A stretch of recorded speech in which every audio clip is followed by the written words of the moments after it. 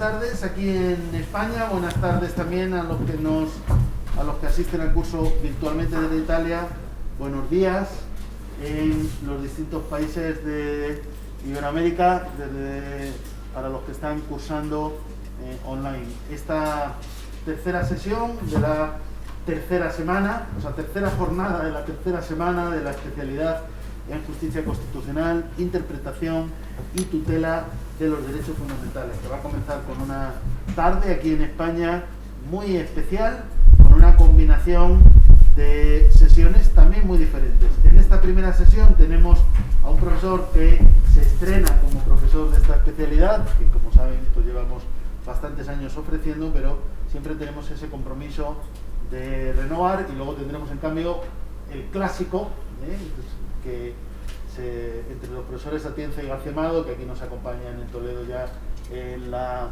sala, que tuvimos el error de no hacerles firmar la exclusiva mundial, que nos habría convenido bastante, pero de todas maneras aquí está y siempre queda este foro de esta especialidad en Toledo.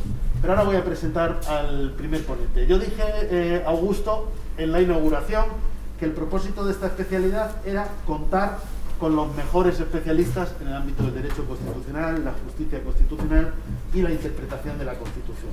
Lo que pasa es que a veces uno detecta lagunas, entonces dice, tengo los mejores especialistas, pero me falta alguno. Y nos faltaba, por supuesto, Augusto Martín de la Vega, catedrático de Derecho Constitucional de la Universidad de Salamanca, que tiene pues una amplia experiencia, una amplia producción en el ámbito del derecho constitucional en términos de publicaciones. Nunca leemos oficialmente un currículum, que están en nuestra web, pero pues sí destacamos, como digo, los méritos y la cualificación de los ponentes para hablar del tema para el cual les hemos invitado a participar en esta especialidad. Como digo, el profesor Augusto Martín de la Vega pues tiene una larga trayectoria de muchos años dedicada a las publicaciones en distintas materias, ¿no? En el ámbito del derecho constitucional. Ahora mencionaré brevemente su temática o el título de su ponencia en el día de hoy, pero como digo, ha abordado pues muy distintas cuestiones. Y aunque es la primera vez que participa en esta especialidad, pues sin embargo no es la primera vez que colaboramos en distintas actividades, tanto en la Universidad de Salamanca como aquí ahora en la Universidad de Castilla-La Mancha, en el campus de Toledo, y además pues estamos juntos en distintos foros, en distintos grupos vinculados al estudio del derecho constitucional. Entre otros, aunque aquí no tenemos brasileños en este momento, pero en ese foro o congreso hispano-brasileño de derecho constitucional, que ya lleva 2 ediciones y estamos preparando una tercera, y en la que participan pues distintos profesores y entre otros pues también el grupo de Derecho Constitucional de la Universidad de Salamanca. Lo digo porque uno de los penúltimos casi foros presenciales que recordamos fue aquel congreso de Salamanca hispano-brasileño de Derecho Constitucional. Bien, y como he dicho antes, mencionar por lo menos el título, que es sobre las sentencias constitucionales en el ámbito europeo, un tema que él pues ha trabajado mucho, que quien les habla pues alguna cosa también ha escrito, y por lo tanto lo que voy a hacer es escucharle con el mayor interés, porque evidentemente nos parece una cuestión medular, imprescindible en un curso de justicia constitucional, ¿no?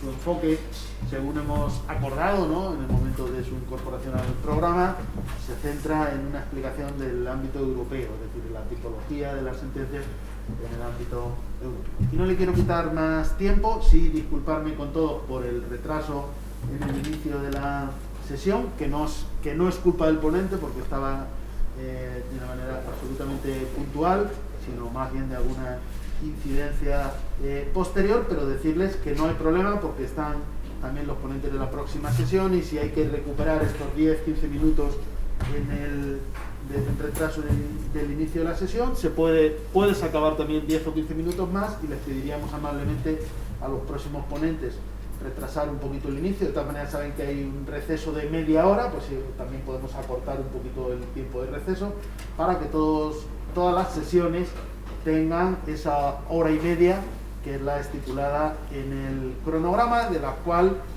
quien les habla, pues ya ha consumido más de lo debido en esta presentación y por lo tanto le doy la palabra al profesor Augusto Martín de la Vega para que bueno, pues inicie su sesión. Muchas gracias. Buenas tardes. Perdonen por el retraso. Es evidente que lo primero que tengo que dar es las gracias a la Universidad de Castilla-La Mancha y también especialmente al profesor Javier Díaz Reborio. Para mí es importante estar hoy aquí porque yo vengo de una universidad pequeña, pero muy antigua, la más antigua de España, y que tiene tradicionalmente una relación privilegiada con Latinoamérica. Y la mayoría de los participantes de este simposio, que es de los más importantes de justicia constitucional en Europa, yo diría, con el de Pisa, son gente que forma parte de esa comunidad que vamos formando más o menos de juristas de Latinoamérica, de España y también de Italia y de Europa, que tienen cosas distintas, realidades políticas constitucionales distintas, pero que tenemos muchas cosas en común. También, en gran parte, sistemas de justicia constitucional común. Para mí es un orgullo, muchas gracias, Javier. Evidentemente la presentación es de un amigo y estoy absolutamente orgulloso de estar aquí con ustedes. Tiene otra característica también, que me ha tocado, mala suerte como siempre, hacer de tener entre nosotros a dos grandes maestros de la filosofía del derecho en España, que van a ver ustedes inmediatamente después. Miren, no es fácil dar una clase, dar una conferencia, dar una charla delante de Manuel Atienza y José Antonio García Amado. ¿Por qué? Porque saben mucho más que yo. No sé si de la sentencia aditiva, la sentencia interpretativa, pero seguro que del tema fundamental de la justicia constitucional, que son los derechos fundamentales, el entendimiento de los derechos fundamentales y las técnicas de limitación y de juego de delimitación o limitación, depende, de los derechos fundamentales que hacen los tribunales constitucionales, sí. Y van a atender a eso. Yo no soy un banderillero casi en este aspecto, cuando no un telonero, ¿no? Cuando se daban los mítines, yo recuerdo algún mítin donde un candidato de Salamanca, bueno, se le acabó el discurso porque le dijeron que venía el candidato de fuera, que era presidente del gobierno, Felipe González. En aquella época, recuerdo, yo iba a todos los mítines porque me gustaba la política, y el candidato, el primero, dijo: y señores, me comunican ahora mismo que está llegando nuestro candidato Felipe González. Empiecen ustedes a aplaudir. Y empezó todo el mundo a decir: Felipe, Felipe. Bueno, nos pasamos casi 3/4 de hora diciendo Felipe, Felipe, porque había un atasco y no llegaba. Bueno, voy a intentar por lo menos ser breve y que no vean ustedes que yo digo Felipe, Felipe, Felipe, para que vean los importantes que son ellos en este tema, que seguro que quieren oírlo más, porque ya es un debate casi clásico en el derecho constitucional. Otro de los problemas que tengo es, si quieren ustedes, el tiempo. Estoy delante de compañeros de constitucional del área de Castilla y León, estoy delante de un especialista en la sentencia constitucional, pero no sé si merece la pena solo hablar de la tipología y los efectos de las sentencias. ¿Por qué? Porque miren, en la tipología y los efectos de las sentencias de los tribunales constitucionales no es tampoco un tema menor. Yo creo que es uno de los temas centrales de la justicia constitucional. Hay temas, cuánto se presenta un recurso de amparo, si se puede presentar un recurso después de una cuestión, en fin. Todos esos temas de derecho procesal constitucional, a mí sí que hay una asociación, pero no me termina de gustar el nombre. Es decir, la parte bonita de la justicia constitucional, la parte medular, la que tiene que ver con el Estado de Derecho constitucional, no es precisamente el derecho procesal. La justicia constitucional plantea una serie de interrogantes, no solo en el funcionamiento, en la dinámica del sistema, sino en la propia legitimación del sistema de los tribunales constitucionales, a los que tampoco hemos dado todavía mucha respuesta. Recuerdo un artículo de Rubio Llorente, antes de que muriera, unos cuantos años, que decía: realmente las grandes preguntas no las tenemos contestadas y probablemente sea muy difícil contestarlas.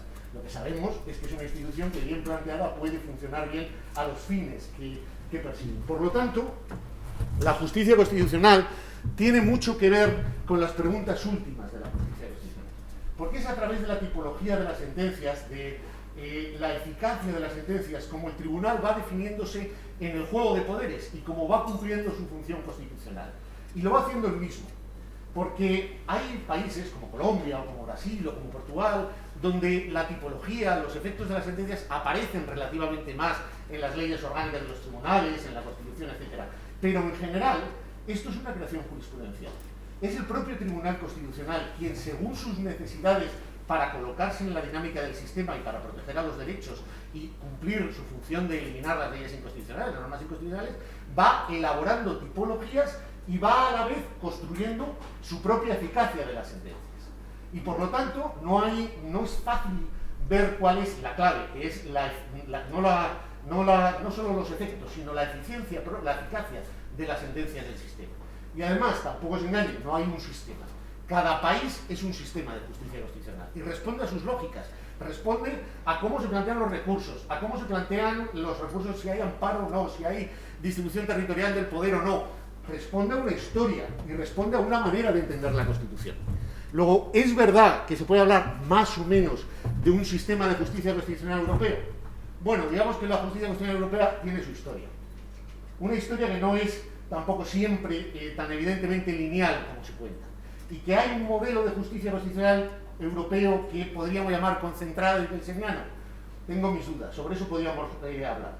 Si les parece, dedicamos un cuarto de hora primero a eso, a ver la diferencia entre un supuesto modelo europeo y el modelo de justicia constitucional concentrado en los demás países, y después vemos un poco los efectos y la tipología de las sentencias. Y sobre todo me van ustedes preguntando, porque el tema, quiero decir, es bastante común. Todos los países hacen uno u otro tipo de sentencias hoy en día. Tenemos muchísimos parecidos. El problema es cómo pensamos sobre ello y cómo lo justificamos. Yo recuerdo hace mucho tiempo en una intervención López Guerra, decía siempre, anda, pues yo no sabía que los italianos habían pasado como 20 años discutiendo sobre la sentencia interpretativa, o que los mejores procesalistas habían discutido en Italia otros 20 años sobre la cosa juzgada de las sentencias de inconstitucionalidad. Miren, nosotros nos sentamos allí, empezamos a hacer sentencias interpretativas, sentencias adictivas, y nadie planteó nada porque lo habíamos oído. Es decir, a veces a ustedes les pasa como nos pasó a nosotros, llevan una carga añadida, pero también eso implica una posición del sistema. La segunda parte de mi intervención sería el pensar que la justicia constitucional va por ciclos, como casi todo, y que hay una justicia constitucional antes de la Guerra Mundial, en Europa, el modelo kelseniano si quieren, y hay una justicia constitucional después de la Segunda Guerra Mundial, que es el modelo que ustedes en cierta manera importan, la Constitución de Colombia del 91 o los tribunales constitucionales que surgen en los años 90 en América Latina. Y después de eso, nosotros nos encontramos ahora, probablemente en Europa, en otro momento de la justicia constitucional. Y ese otro momento de la justicia constitucional determina otra tipología de sentencias. Frente al modelo anterior a la guerra, un modelo posterior que ustedes llaman, yo creo que mal, neoconstitucionalismo, es poco neo, es el constitucionalismo después de la Segunda Guerra Mundial, que implicaba una concepción determinada de la Constitución y de los derechos fundamentales. Mientras que... Sí. Esa cámara para los 80 que te están... Perdón, esa, vale, perdón. Sí. Y a partir del 90, a partir del inicio del siglo, es cierto que se produce otro momento constitucional, o que estamos viendo otro momento constitucional. Y no es lo mismo la tipología, ni el modelo de relación ni el modelo de efectos es el mismo. Piensen ustedes que hace 20 años yo dirigí una tesis de Rodríguez Moreno Alcaná, buenísima, sobre la objeción contramayoritaria en Estados Unidos. El tribunal estaba formado por 3 constitucionalistas y 2 filósofos del derecho. Bueno, el primer constitucionalista que habló, Diego, defendía las tesis de Waldron, básicamente. Defendía que los derechos fundamentales, los que tenían contenido moral, en una sociedad bien organizada, no había una razón profunda para encargárselos al Tribunal Constitucional su definición y tutela, sino que podía hacerlo perfectamente la mayoría parlamentaria. El Waldron primero, el más clásico, digamos. Bueno, eso hace 20 años en Europa y en Salamanca suponía casi un pecado. Literalmente parecía para un constitucionalista encargarle las ovejas al lobo, la tutela de los derechos a cargo de las mayorías parlamentarias. Recuerdo que entre los filósofos del derecho un constitucionalista dijo: yo solo sé que usted no tiene razón, no sé por qué no tiene razón, pero sé que no la tiene.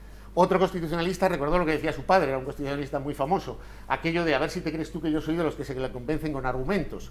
Y un tercero, el filósofo del derecho, dijo: no se preocupe usted, señor doctorando, porque le van a criticar mucho. Al fin y al cabo, todo constitucionalista o ha sido magistrado del Tribunal Constitucional o quiere ser magistrado del Tribunal Constitucional, con lo cual esto de Waldron seguro que no. El quinto, que era el presidente del tribunal, un poco en broma y un poco en serio, la verdad es que cuando íbamos en el coche le preguntó el otro: ¿y de qué habla este? No sé, de un tal Waldron, algo así.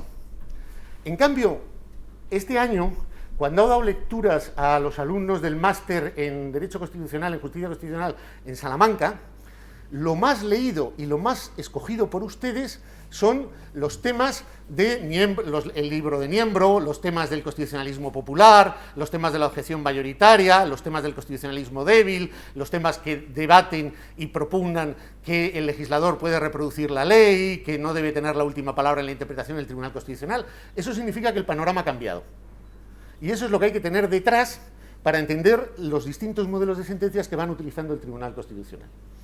En un primer momento, la primera pregunta sería, muy rápida, en la parte histórica: ¿por qué un constitucionalista, un abogado en México, en Bogotá, en Chile, en Santiago de Chile, podía alegar la violación de un derecho fundamental en un juicio ordinario, de un derecho constitucional, de una libertad pública, y no lo podía hacer en Madrid, en París o en Roma, en el siglo XIX? Pues probablemente, teniendo el mismo esquema, si quieren ustedes, del Estado liberal, porque el constitucionalismo europeo frente al constitucionalismo americano, el del norte de América y el latinoamericano, habían tenido los mismos planteamientos revolucionarios, habían contestado de la misma manera a las 4 preguntas: quién manda, hasta dónde se manda, cómo se manda y por qué se manda, pero sin embargo, a partir de un determinado momento, se habían separado. Frente a la pregunta ¿para qué se manda? Vamos a suponer teóricamente la libertad, la Constitución como términos como libertad, y la gran intuición del constitucionalismo: ojo, ¿cuál es el peligro de la libertad? ¿Cuál es el enemigo de la libertad? El poder. Por lo tanto, dividamos el poder y reconozcamos los derechos, el artículo 16, que no está mal para saber si una sociedad es democrática o no.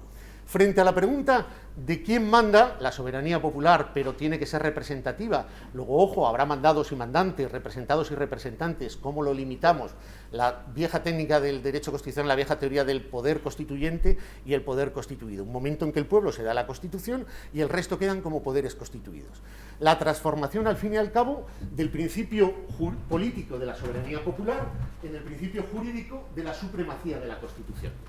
Bien, esto, que es la base de cualquier constitución que se pretenda normativa en la teoría, un principio democrático, porque si no hay soberanía popular y poder constituyente, no tienes la manera de considerar la Constitución como norma jurídica suprema. Esto se acepta en Norteamérica por muy distintas razones, en Europa, que era una revolución también política, etcétera, y en Latinoamérica. Y se lleva bien o mal donde quieran ustedes, en Latinoamérica y en América y en Estados Unidos. Pero en Europa pasa algo. Pasa probablemente que, como decía el cuento de Augusto Monterroso, aquel tan corto, cuando se despertó el dinosaurio todavía seguía allí. Pasa que cuando instauramos la parte revolucionaria de quién manda, la soberanía popular, rápidamente transformada en soberanía nacional, etcétera, que es otra cosa, pasa que para eso tuvimos que cortarle la cabeza a Luis XVI y María Antonieta, no porque se fugaran hacia los prusianos, sino porque había que invertir el principio de legitimidad, del ascendente al descendente. Bien, esa inversión del principio de legitimidad implicaba cambiar un mundo político. Lo que pasó en Europa y no pasó en América es que después de Luis XVI vino Luis XVIII, Carlos X, Luis Felipe, Napoleón III. Es decir, que el principio monárquico, como forma de encarnar la legitimación política del Estado, como forma de organizar el poder, persistió en la Revolución Constitucional. Y que el constitucionalismo europeo en distintos grados del siglo XIX pactó con el principio monárquico y alteró las bases sustanciales de lo que era, digamos, el movimiento constitucional revolucionario. Lo cambió, no es que lo aplicara mal, es que lo cambió. Y decidió dejar una parte para el monarca, que no era un órgano constitucional, que era un órgano, que era un poder aparte de la Constitución, que era un poder aparte del movimiento constitucional, se queda con el gobierno, se queda con la administración, se queda con los jueces, hasta casi finales del siglo no son inamovibles, mientras que la burguesía revolucionaria, con todo lo que hizo en 1830, en el 48, o sea, no lo vean en términos marxistas, pero los constitucionalistas lo que se quedan es, a través de la transformación por el sufragio censitario de la soberanía popular en soberanía nacional, se quedan con el Parlamento, con la identidad entre elegido y elector. ¿Y se quedan con qué? Con la ley. Porque la ley se convierte, a través del sufragio censitario, muy pocos votan, muy pocos pueden elegir, en la clave de la protección de los derechos. La reserva de ley como pilar del Estado liberal en Europa implicaba que los derechos había que protegerlos frente al monarca. que la justicia no podía ser constitucional, no tenía ningún sentido. La Constitución no venía de ningún poder constituyente propio, porque se decía incluso en las constituciones la soberanía reside en el pueblo o en el rey, que significa que no reside en ningún lado, sino simplemente la Constitución era un documento político, por eso nos llamábamos derecho político, donde se explicaba cuántos diputados había, en fin, muchas veces en distintos países las declaraciones venían antes, se declaraban, etcétera, pero lo importante era proteger esos derechos frente al gobierno. Y por eso no tiene sentido proteger los derechos en la Constitución. Lo que se protegen los derechos es en la ley. No hay constitucionalización en Europa, hay codificación. Hay código civil, hay código de comercio, hay código procesal. Hay reserva de ley. La ley era la garantía de los derechos frente al Ejecutivo. Era la garantía de los derechos incluso frente al Poder Judicial. De ahí en parte lo del positivismo como otra lectura, es decir, como limitación del poder de los jueces. Y puesto que no había que proteger a los derechos de los que se tenían de la Constitución, sino en la ley frente al gobierno, lo que había era jurisdicción contenciosa administrativa. Lo que había era técnicas para limitar el poder del Poder Ejecutivo. No, de ninguna manera había ninguna protección de tutela especial de los derechos fundamentales. Los derechos fundamentales estaban bien protegidos, no se llamaban derechos fundamentales, estaban bien protegidos en la ley, estaban bien protegidos en Francia, estaban bien protegidos en Alemania en un momento determinado, en Italia, donde quieran, pero bien protegidos en la ley. ¿Cuál es el siguiente paso? Bueno, en Europa se va a producir otra cosa que probablemente no se produzca en América Latina o en los Estados Unidos. A finales del siglo, en los últimos 30 años o antes, 40 años del siglo XIX, hay un fenómeno que no se produce en Europa, en América Latina y en Estados Unidos, que se produce en Europa, la revolución industrial, entendida como revolución. En muy poco sitio, una gran concentración, un gran cambio del modo de producción, con una gran necesidad de mano de obra que transforma las relaciones sociales en muy poco tiempo, tampoco en términos marxistas. Muy pocos sitios de Europa, pero muy importantes, porque van a determinar la aparición de una nueva clase que va a tener conciencia, si quieren ustedes, de su situación política y que va a hacer dos cosas: propugnar un mecanismo revolucionario, una ideología revolucionaria que teóricamente acabe con todo, y a la vez participar en política. Lo cual hace que se vaya ampliando el sufragio. Lo cual hace, con el avance, etcétera, que el masculino, pero a finales de siglo, aparezca ya un sufragio casi universal, con muchísimos matices en Europa, en países, como siempre, en determinados países de Europa. Bien, una vez que en el Parlamento hay dos bloques, la ley ya no es garantía de los derechos, porque la ley es el producto de la mayoría. Y entonces, si ganan unos, me quitan el derecho de propiedad. Si ganan otros, me quitan el derecho de manifestación, o el derecho de sindicación, o el derecho de huelga. Es ahí cuando empieza a verse una necesidad de una norma por encima, de una norma, ya no de una garantía. Luego, durante todo el siglo XIX, la justicia constitucional era teóricamente o conceptualmente un poco aberrante, si quieren, y funcionalmente inútil. No era necesaria. No se producía ni el fenómeno de falsificación en parte de América Latina o de implantación en parte de América Latina, la historia no es tan distinta del constitucionalismo, ni el fenómeno americano con todas las particularidades que tiene. ¿Qué va a pasar? En primer lugar, en Europa, la Primera Guerra Mundial. Y después de la Primera Guerra Mundial, el periodo de entreguerras. Ya saben que ahora se habla como de los 30 años, ¿no?, de guerra. Tiene mucho que ver la primera con la segunda. En ese periodo, lo que ocurre, en primer lugar, es que desaparece el dinosaurio. Es decir, el principio, ahí sigue habiendo monarquías, pero no forma parte ya la monarquía de un principio, digamos, de legitimidad. El antiguo régimen, como principio de legitimidad, desaparece. Había desaparecido en muchos países antes, pero ya desaparece. Podemos tener en Weimar sociedades, si quieren ustedes, tenemos en Weimar, en Austria, en los países, curiosamente, que han perdido la guerra, allí donde ha desaparecido el dinosaurio, el emperador de Austria, Francisco José, el de Sisi, el zar de Rusia, la Revolución Soviética, el Kaiser alemán. En esos países, en Alemania, sobre todo desde el punto de vista constitucional, lo que tenemos es la posibilidad de una constitución de verdad, porque aparece un sistema democrático basado en la soberanía popular. Ahora ya no hay enemigo, ya no hay protección, ya se puede montar. El problema es que cuando vamos a montar en Austria, cuando se va a montar en Europa, en Austria, en Alemania, las particularidades inglesas son porque no tienen constitución escrita, es otro mundo. Y Francia en este momento tampoco está en su mejor momento desde el punto de vista de lo que nos interesa de la protección de un texto constitucional, porque tenía leyes constitucionales, no un solo texto. Bien, la clave va a ser Alemania y Austria, si quieren ustedes.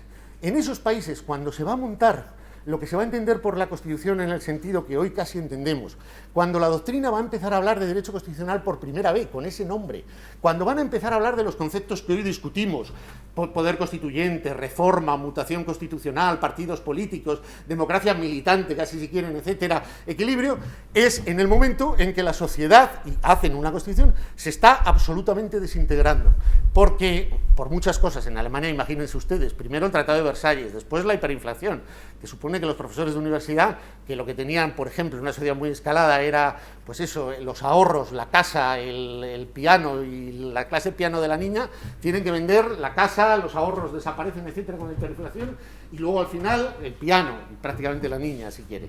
Es decir, al final, eso, más luego la crisis del 29, etcétera, lo que se va a producir es una sociedad tremendamente bipolar o muy extremada, entre una izquierda que por una parte apoya al Partido Socialdemócrata Alemán, que está construyendo, a base de reprimir a sangre y fuego, el intento revolucionario inicial en Hungría, en Baviera o en Alemania, y por otra parte, y que ha construido un Estado democrático, un Estado constitucional, pero que por otra parte hay una parte, el partido, la izquierda de los socialdemócratas, que está pensando ya en la revolución comunista, que está pensando en el modelo soviético, en lo que había pasado. Y por otra parte una derecha que está pensando en el totalitarismo, porque se asuste o no, está pensando en el fascismo de Mussolini del 23 y después en la solución nazi del 33, que no es casualidad que coincida tanto con la crisis económica del 29. Es decir, el problema de Weimar es estabilizar una sociedad fuertemente, con fuertes enfrentamientos políticos y sociales. El problema de Weimar, son muchos, es probablemente cómo conseguir, a través de la norma jurídica de la Constitución, una integración social y política que no se daba. Por eso lo de Weimar es Menem, por eso lo de Weimar es Heller, o lo contrario, o la decisión, o Schmidt. Es decir, el problema era estabilizar el sistema constitucional, estabilizar el sistema de juego. Simplificando muchísimo, los alemanes tenían claro que aquello tenía que seguir en la línea que había seguido el derecho público alemán. Lo que pasa es que tenían un problema. Una constitución con un famoso título segundo lleno de derechos, y muchos derechos de aquellos donde había derechos clásicos, pero también el derecho de los funcionarios a la estabilización, el derecho al acceso al informe administrativo, etcétera. Había de todo, el de las iglesias, el carácter estatal de las iglesias, la educación, había de todo. Incluso algunos derechos sociales, después de la Constitución de México. Bien, la mayoría de esos derechos, salvo algunos, muy pocos, casi los esenciales, pero muy pocos, la mayoría de aquellos derechos decía la Constitución: se reconoce el derecho de manifestación en los términos que diga la ley, se reconoce el derecho de asociación en los términos que diga la ley. El problema era lo que Smith llamó el giro en el vacío. Si metías los derechos en una Constitución que por primera vez era normativa y estaba como norma suprema por encima de todos, pero remitías la regulación a los derechos quedaban sin protección. De ahí va a surgir lo de la garantía institucional de los derechos, lo de que la imagen que los juristas tienen de un determinado derecho es lo que se plasma en la Constitución, etcétera, que va a dar lugar al contenido esencial de los derechos en la doctrina alemana, muy poco utilizado, pero que tendrá importancia porque lo copiamos nosotros y muchos países después de la Segunda Guerra Mundial. Pero lo más importante es que tenía una Constitución que remitía a la ley los derechos, que no tenía cláusulas de intangibilidad y, sobre todo, que no tenía jurisdicción constitucional, porque no la habían inventado. ¿Qué empieza a ocurrir en Alemania? Bueno, que el Estado se mantiene en una coalición mínima, socialdemócratas, liberales, centristas, católicos, etcétera, pero el Estado no se ha cambiado nada, es decir, la judicatura, las Fuerzas Armadas, en fin, el funcionariado responde a otra lógica. Y curiosamente se produce otro fenómeno curioso en el Poder Judicial, una especie de abandono, estamos cambiando el paradigma cultural, de abandono del positivismo jurídico y de búsqueda de, digamos, mayor creación judicial, vamos a decirlo así, de desprestigio del positivismo, que era un fenómeno general. Bien, en ese contexto hay jueces, muy especialmente la famosa sentencia del Tribunal Supremo, del Tribunal Superior de Justicia alemán del 25, que empiezan a intentar desaplicar la ley, diciendo que es la ley la que atenta contra el derecho reconocido en la Constitución. Si la Constitución reconoce el derecho a la autonomía universitaria y la ley socialdemócrata dice que el rector se elige por sufragio universal ponderado, el juez dice, oiga, miren, la imagen que tenemos los juristas del derecho, la garantía institucional, lo que se quiso consagrar allí, es que al rector lo eligen evidentemente los doctores. y por lo tanto esta ley es contraria al contenido constitucional. El intento de desaplicar la ley por los jueces para aplicar su interpretación de la Constitución es un elemento, como dice Cruz Villalón, que desestabiliza muy profundamente el sistema alemán, que desestabiliza la tradición alemana de constitución-ley.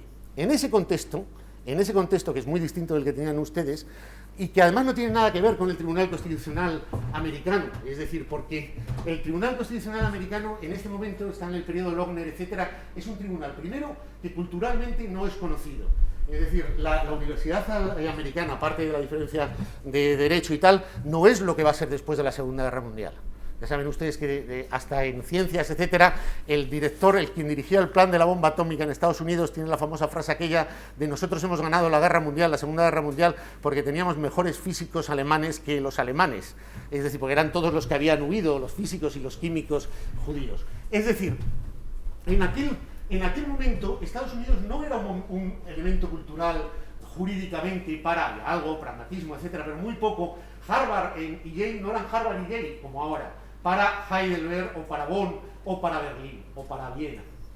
Y además, lo que se conocía del sistema americano era fundamentalmente a través del libro de Lambert, un laboralista progresista que había dicho, ojo, tened cuidado, que lo que están haciendo los del Tribunal Supremo americano es parar toda la legislación progresista de los progresistas americanos, todavía no había llegado además el enfrentamiento con Roosevelt, pero lo están parando porque tienen la capacidad de controlar las leyes. Es decir, no era un modelo lo americano, ni políticamente ni culturalmente en aquel momento.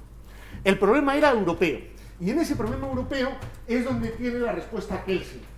Y donde un jurista, no voy a decir de Kelsen delante de los profesores de filosofía, pero bueno, donde un jurista que en aquel momento es, ante todo, constitucionalista por necesidades, porque le pescan en el Ministerio de Defensa allí cuando se rinden, ante un jurista que es relativista en el tema de la democracia, es decir, que es demócrata, lo cual ya es raro en aquel entonces, pero que es relativista la mayoría parlamentaria, que yo creo que en cierta manera, evidentemente, es, desde el punto de vista constitucional, un continuador de una cierta tradición positivista en la forma de enfocar en la Constitución y en el derecho constitucional, se encuentra con el problema en una Viena, la Viena de Wittgenstein, que decía el libro, es decir, una Viena repleta desde hace 20 años de vida cultural y modernidad, de cambio de paradigma, pero que sin embargo se ha convertido como en la cabeza de un ratón. Se encuentra con la ciudad siendo socialdemócrata, siendo partidario de la mayoría de aquel momento de la Cámara, se encuentra con la necesidad de decir, ojo, ¿cómo protegemos esto? Es decir, ¿cómo por una parte estabilizamos un sistema que se acaba de crear, la República Austriaca, una cosa entre socialdemócratas y tal, y que durará muy poco, y cómo protegemos los derechos frente a todos, pero sobre todo frente a los jueces? Mi tesis, que es compartida por algunos, es que probablemente Kelsen no es cuando se inventa, digamos, una especie de órgano un poco a semejanza del tribunal administrativo, al que llama tribunal, a unos señores elegidos por los políticos, a los que llama magistrados, y con una forma de decisión que va a ser una sentencia y que razona jurídicamente, Kelsen no está buscando proteger los derechos frente a la ley en este momento, no está buscando la protección de la Constitución frente a la ley. Lo que está buscando es probablemente la protección de la ley frente a los jueces. Así lo lee la mayoría de la doctrina alemana de aquel entonces. La mayoría de la doctrina entiende perfectamente que cuando alguien se inventa un tribunal, al que llama tribunal, que para los alemanes que rechazaron el sistema, por supuesto, no era un tribunal, porque no estaba formado por funcionarios ni por jueces, estaba formado por catedráticos de universidad o por profesores de universidad, temporales, nombrados por los políticos, y donde se recurría políticamente, es decir, era todo lo contrario de un tribunal para un señor de Bonn. Todo lo contrario. Pero que cuando está creando ese órgano, lo que está haciendo es decir, ojo, la ley, que es el producto de la mayoría democrática, que es el desarrollo de la Constitución, ni tocarla, Poder Judicial. Si hay dudas y si la mayoría se pasa de la línea, si la mayoría se excede, entonces la oposición política, el presidente de la República, tal, podrá ir al Tribunal Constitucional y el Tribunal Constitucional decidirá si es inconstitucional o no para todos. Es decir, la lógica del sistema concentrado es el monopolio de la declaración de inconstitucionalidad. Y ese monopolio es lo contrario de un control por los jueces de la ley. Eso parece obvio. Pero tiene esa finalidad política. Y además tiene una concepción. Porque para Kelsen, me da vergüenza decirlo delante de ellos, pero yo pienso que para Kelsen la Constitución seguía siendo fundamentalmente una norma aplicable a los poderes públicos. No directamente a los ciudadanos o no tanto. La Constitución eran las reglas del juego de un partido que jugaban dos bandos casi. Y el Tribunal Constitucional era el árbitro que pitaba el penalti cuando claramente la mayoría de una parte o de otra, la mayoría circunstancial, se había salido de las reglas.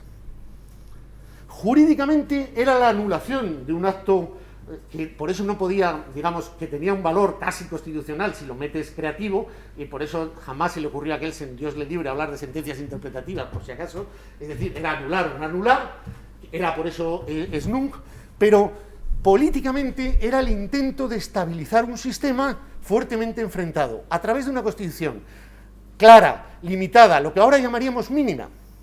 Kelsen era muy consciente y lo dice, de si ponemos principios, si ponemos muchos valores, si ponemos muchos derechos, esto no funciona en la mentalidad de Kelsen.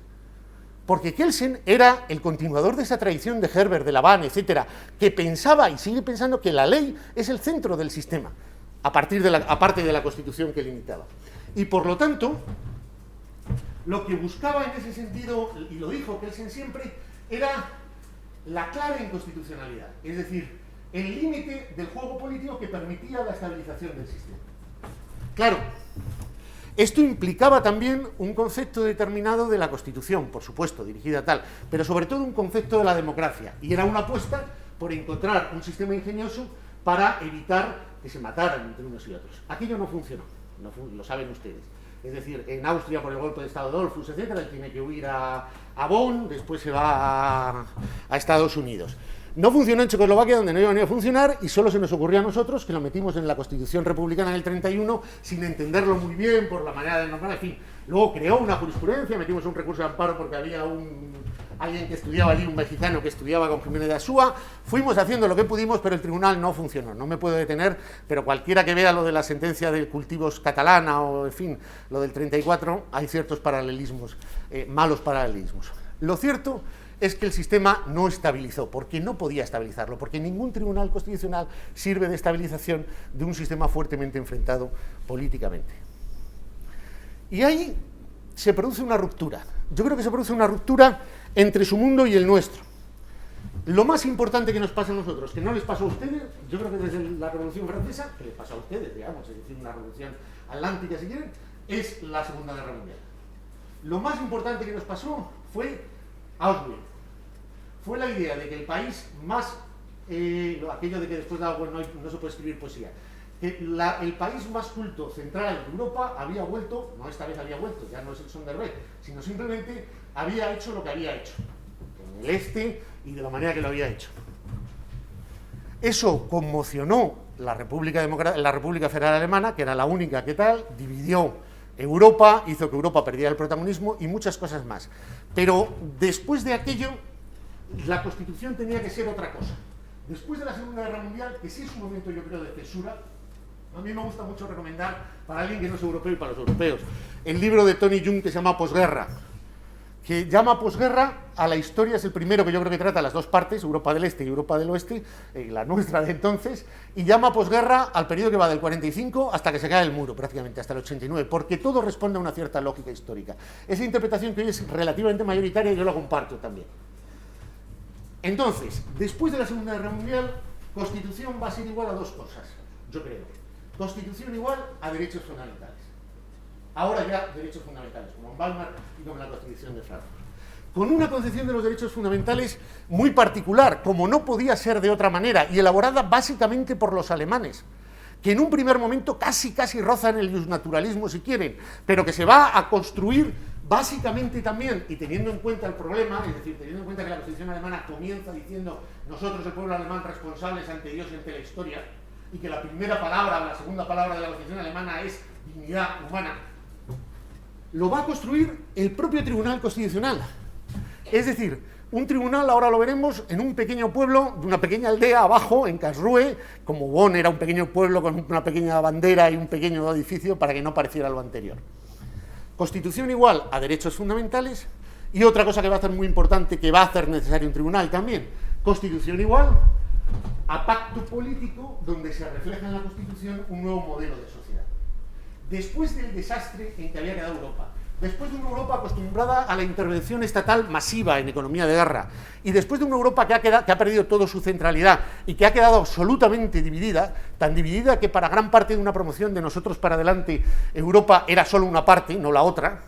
Yo siempre cuento la anécdota de Marcelino Oreja, un ministro de Exteriores nuestro, ya de la transición política en el 75, que va a ver, a más, en el 79, en el 80, va a ver a Wojtyła, al Papa Juan Pablo II, al Vaticano, y le dice el Papa, pues fíjese, pasado mañana me voy a Praga. Y le dice Marcelino Oreja, que era diplomático, qué alegría que su santidad visite Europa del Este. Y le dice Juan Pablo II, ¿cómo que del Este? Praga está en el centro de Europa. Eso fue lo que nos pasó a los europeos. Media Europa desapareció. Y lo que es Europa era Praga, era Budapest, que se parecen a París, no Madrid, como lo conocen ustedes. Incluso no esto, que está lleno ahora nada, que está lleno de cosa árabe, es otro mundo. Es decir, la centralidad europea desaparece la mitad, sin más. La mitad sometida a una dictadura.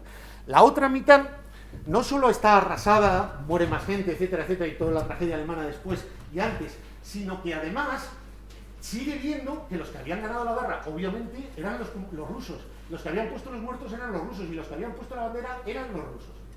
Y había una sensación de que había un mundo alternativo. Nadie sabía lo de Stalin. Cuando Stalin muere en el 54, no es Neruda el que habla del papá, el padre de los pueblos, y el papá Stalin, es Sartre, es Europa occidental. Frente a eso, lo que se intenta es construir un modelo entre lo que queda de la derecha no fascista, la democracia cristiana, y lo que queda de la izquierda no comunista, los socialdemócratas, que van a hacer, digamos, van a hacer una especie de Estado, lo que se llamará el Estado social, no les digo y tal, que implica un nuevo pacto social con una fuerte redistribución de la renta, base de impuestos progresivos, de servicios públicos de calidad, etc. Eso, por lo tanto, ahora la Constitución va a ser un pacto político de un modelo de sociedad que hay que desarrollar. Va a tener unos derechos que casi se escapan a valores en Alemania y un pacto político que hay que de alguna manera impulsar. Eso es el nuevo papel de los nuevos tribunales constitucionales, que ya no van a ser órganos de eliminación, sino van a ser intérpretes supremos de la Constitución. Van a ser motores del desarrollo constitucional, según alguna de las partes. Y ese mismo Tribunal Constitucional, fíjense que siempre hay una relación entre Constitución, derechos fundamentales y Tribunal Constitucional, y jurisdicción constitucional. La Constitución se puede ver como marco, que dicen los alemanes, o como decisión fundamental a desarrollar. Son las dos cosas, depende de dónde pongas el matiz. Los derechos fundamentales se pueden ver como principios, mandatos, en fin, como el elemento objetivo del ordenamiento, que dirían los alemanes, o bien insistir en el valor de triunfo de elementos subjetivos de defensa, digamos, de no inmiscuirse. Los triunfos de Dworkin. Bien, la justicia constitucional se puede ver con una función nomofiláctica o nomotética, es decir, como una función de eliminar o de crear. Estamos en un momento en la Segunda Guerra Mundial de oro de lo que llamaron el triángulo de Bâle. Constitución fuertemente programática, legislador que quiere desarrollar, lleno de valores, legislador que va a desarrollar, y tribunal constitucional que va a impulsar. A ese tipo de tribunal constitucional le corresponde un determinado tipo de sentencia, y tiene poco que ver con lo anterior. En Weimar se había producido un cambio de paradigma cultural, la crisis del positivismo cientifista, si quieren. Se había producido una crisis del Estado, la crisis del Estado pasivo-liberal, aunque no era tan pasivo ni tan liberal muchas veces. Y se había producido un nuevo derecho constitucional. Aquí, no sé si tenemos una crisis o no, pero tenemos un nuevo derecho constitucional porque tenemos un nuevo sentido de la Constitución. Y ese va a ser el elemento que cree los justicias, el modelo europeo que conocemos, que van a ser dos, y no por casualidad. Alemania y Italia, no hay más, efectivamente no hay más, y solo ellos, claro que hay más, pero quiero decir, no tienen una significación política hasta los años 70, que empiezan los tribunales constitucionales del sur de Europa. Y no son un buen síntoma de salud política, ni mucho menos, por lo menos de historia política. Son Alemania e Italia no por casualidad. Yo vengo de Salamanca, en Salamanca Franco dirigió la Guerra Civil, nosotros tenemos allí la Guerra Civil Española, nosotros tenemos una magnífica avenida de Alemania, una magnífica avenida de Italia, una magnífica avenida de Portugal, nos falta la avenida del Japón. Es decir, esto no es casualidad. Los países que tenían tribunal constitucional eran los que venían de donde venían. Inglaterra no lo tenía, los países nórdicos no lo tienen. Pero ese invento va a transformar los derechos constitucionales, los derechos fundamentales y el derecho constitucional de por sí. Los derechos fundamentales, porque gran parte de la creación de los derechos de la conceptualización de los derechos fundamentales, de dignidad humana, entendida como lo entienden los alemanes, libre desarrollo de la personalidad, elemento objetivo de los derechos fundamentales, irradiación, la ponderación, etcétera, todo eso lo construye el tribunal antes que Alexis. Eso yo creo que está claro, es decir, y lo construye un tribunal constitucional que parte de un concepto de constitución particularísimo, porque lo alemán es una constitución, la alemana, muy particular, es una constitución que mira hacia el pasado para no ser donde venían los nazis, el totalitarismo, mira hacia Weimar para no caer en sus errores y mira enfrente a la alternativa comunista para defender los derechos fundamentales como libertad. La constitución alemana tiene una carga de valor moral. La Constitución alemana, yo creo que tenía en aquel momento una carga de ser una constitución para enseñar a los alemanes a ser democráticos, es decir, una especie de corrección del Sonderweg, del camino particular alemán. Vamos a poner la Constitución reflejaba valores porque había que tener una cultura que había que impregnar a la sociedad. Ese concepto de Constitución es raro en otros países, sin embargo la República Federal Alemana en el 45, en el 49 lo tenía que tener.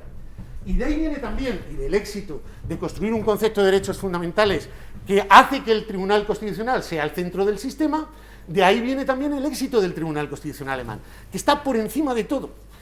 Alguien decía, el éxito del Tribunal Constitucional se basa no en las virtudes del sistema de la democracia alemana, sino en los errores de la nación alemana. Cuando cambiaron la capital, en Frankfurt Allgemeine, Süddeutsche Zeitung decía, nos vamos a Berlín, da lo mismo, seguirá siendo la República de Karlsruhe. Eso no lo tiene nadie. En el 2010, los alemanes pensaban, el 85%, que el Tribunal Constitucional alemán tenía suficiente, o no exceso de poder, sino que estaba bien. Y el 70% que lo había hecho muy bien. Eso no lo tiene nadie. ¿Por qué? Porque el tribunal alemán contribuyó a crear un silogismo que hoy tenemos en la cabeza todos y que no es tan real, vamos, tan ineludible. Tiene un poco de trampa como silogismo, aunque no sea una falacia, dirían mis compañeros. Democracia igual a derechos fundamentales. Derechos fundamentales igual a justicia constitucional, democracia igual a justicia constitucional. Sin justicia constitucional no hay democracia. La famosa idea de la justicia constitucional como coronación del Estado de Derecho. Bien, a ese tipo de tribunal y de momento histórico corresponden dos tribunales muy distintos. El tribunal alemán se va a caracterizar por una cuestión, digamos, tener un peso en el sistema muy particular, acentuando precisamente su identificación con una cierta construcción de los derechos fundamentales que no pueden entrar y con el valor de las sentencias del Tribunal Constitucional. Mientras que los italianos, el Tribunal de la Consulta, que se llama, el palacio al lado del tribunal, se va a caracterizar por tener teóricamente menos efectos, sus sentencias, ser un modelo distinto, construido más desde la necesidad de legitimar al tribunal como tribunal y no como órgano hermenéutico, y por lo tanto va a tener que ir inventándose tipología de sentencias para colocarse en el sistema. Todo sistema es distinto en Europa, pero trabajamos en los efectos con una triada, si quieren ustedes. Luego será o no será. Y es curioso, si quieren luego lo hablamos. Pero ya no me da tiempo. Pero fíjense, la triada yo creo que sería cosa juzgada, efectos generales, vinculación a los poderes públicos. Gesellschaftsrecht y Bindungswirkung. Sobre todo, les digo lo de Bindungswirkung porque queda la palabra ahí, como siempre, fuerza de obligar, que está en los libros, digamos. Bien, no todos los países tienen las tres. Curiosamente, corresponden en cierta manera a una cierta naturaleza de los efectos de las sentencias. Ojo, de las sentencias sobre la constitucionalidad de la ley. Luego, si quieren, hablamos del amparo, que es distinto de la tutela, que es distinto de las acciones de México, del amparo mexicano, etcétera. Pero en este aspecto no es tan importante, porque las sentencias, salvo la estructural y tal, tienen menos importancia, digamos, menos complejidad. El problema en las sentencias y en los efectos es en el control de la ley, porque es ahí donde estamos en el corazón de la legitimidad democrática del sistema de Europa. Bien, tres tipos de efectos. Cosa juzgada, efectos generales, vinculación. La cosa juzgada la referimos en Europa a la naturaleza de la sentencia como acto jurisdiccional. Es decir, aquí sí vale la cosa juzgada, y yo creo que los de Colombia, en Colombia se confundieron al principio y empezaron a liarla de otra manera por influencia americana del precedente de los que fueron allí. La cosa juzgada vale entenderla en su sentido procesal. Prohibición de repetición. de volver a conocer por parte de otro juez. Lo que pasa es que la cosa juzgada en un sistema de tribunal constitucional no deja de ser esto sí una aporía, porque claro, ¿quién es el que no puede volver a conocer lo mismo? El propio tribunal constitucional. Pero claro, ¿qué pretende la cosa juzgada? ¿Es una cosa de derecho positivo? ¿Que lo que pretende es seguridad jurídica, etcétera? Todo esto parece muy bien. Pero claro, en el control de constitucionalidad hay que tener en cuenta una cosa: la evolución de la interpretación constitucional. Si ustedes no dejan volver a preguntar, pueden paralizar en la evolución de la justicia constitucional. El Tribunal Constitucional pensaba alemán que las azafatas de Lufthansa, que era una empresa nacional, tenían derecho a tener más horas después de un vuelo transatlántico a Colombia o a México para estar con sus niños menores de 3 años, porque era lógico que la madre jugaba un papel determinado en el desarrollo personal del niño. Sentencia desestimatoria, inexequibilidad, exequibilidad, que dirían los colombianos. Bien, 20 o 30 años después, el mismo tribunal, preguntado otra vez, dijo: es evidente que hay una discriminación normativa. ¿Y qué diferencia hay entre el hombre y la mujer a la hora de criar un niño pequeño? Nos lo digan a nuestra generación, ¿verdad, Javier? Es decir, ¿dónde está la discriminación? La misma pregunta otra vez. Pero esto implica, lo que parece una cosa muy técnica, que tampoco me va a dar mucho tiempo, pero les apunto, hay países donde lo tienen y donde no lo tienen. Implica una cosa importante, una concepción, porque dirán ustedes, bueno, hay países donde dicen, no tenemos cosa juzgada y por lo tanto se puede volver a preguntar lo mismo. Hay países donde dicen, sí, tenemos cosa juzgada, pero como hay límites de la cosa juzgada, personal, temporal, objetivo, lo que no se puede preguntar es lo mismo. Pero sí ha cambiado, se ha pasado mucho tiempo y por lo tanto la pregunta no es la misma. Pero detrás de eso, no solo hay una teoría sobre el comportamiento de los órganos, etcétera, sino que hay una concepción de la sentencia desestimatoria, de la sentencia de exequibilidad, de la sentencia que no declara la constitucionalidad de la ley, la inconstitucionalidad, perdón.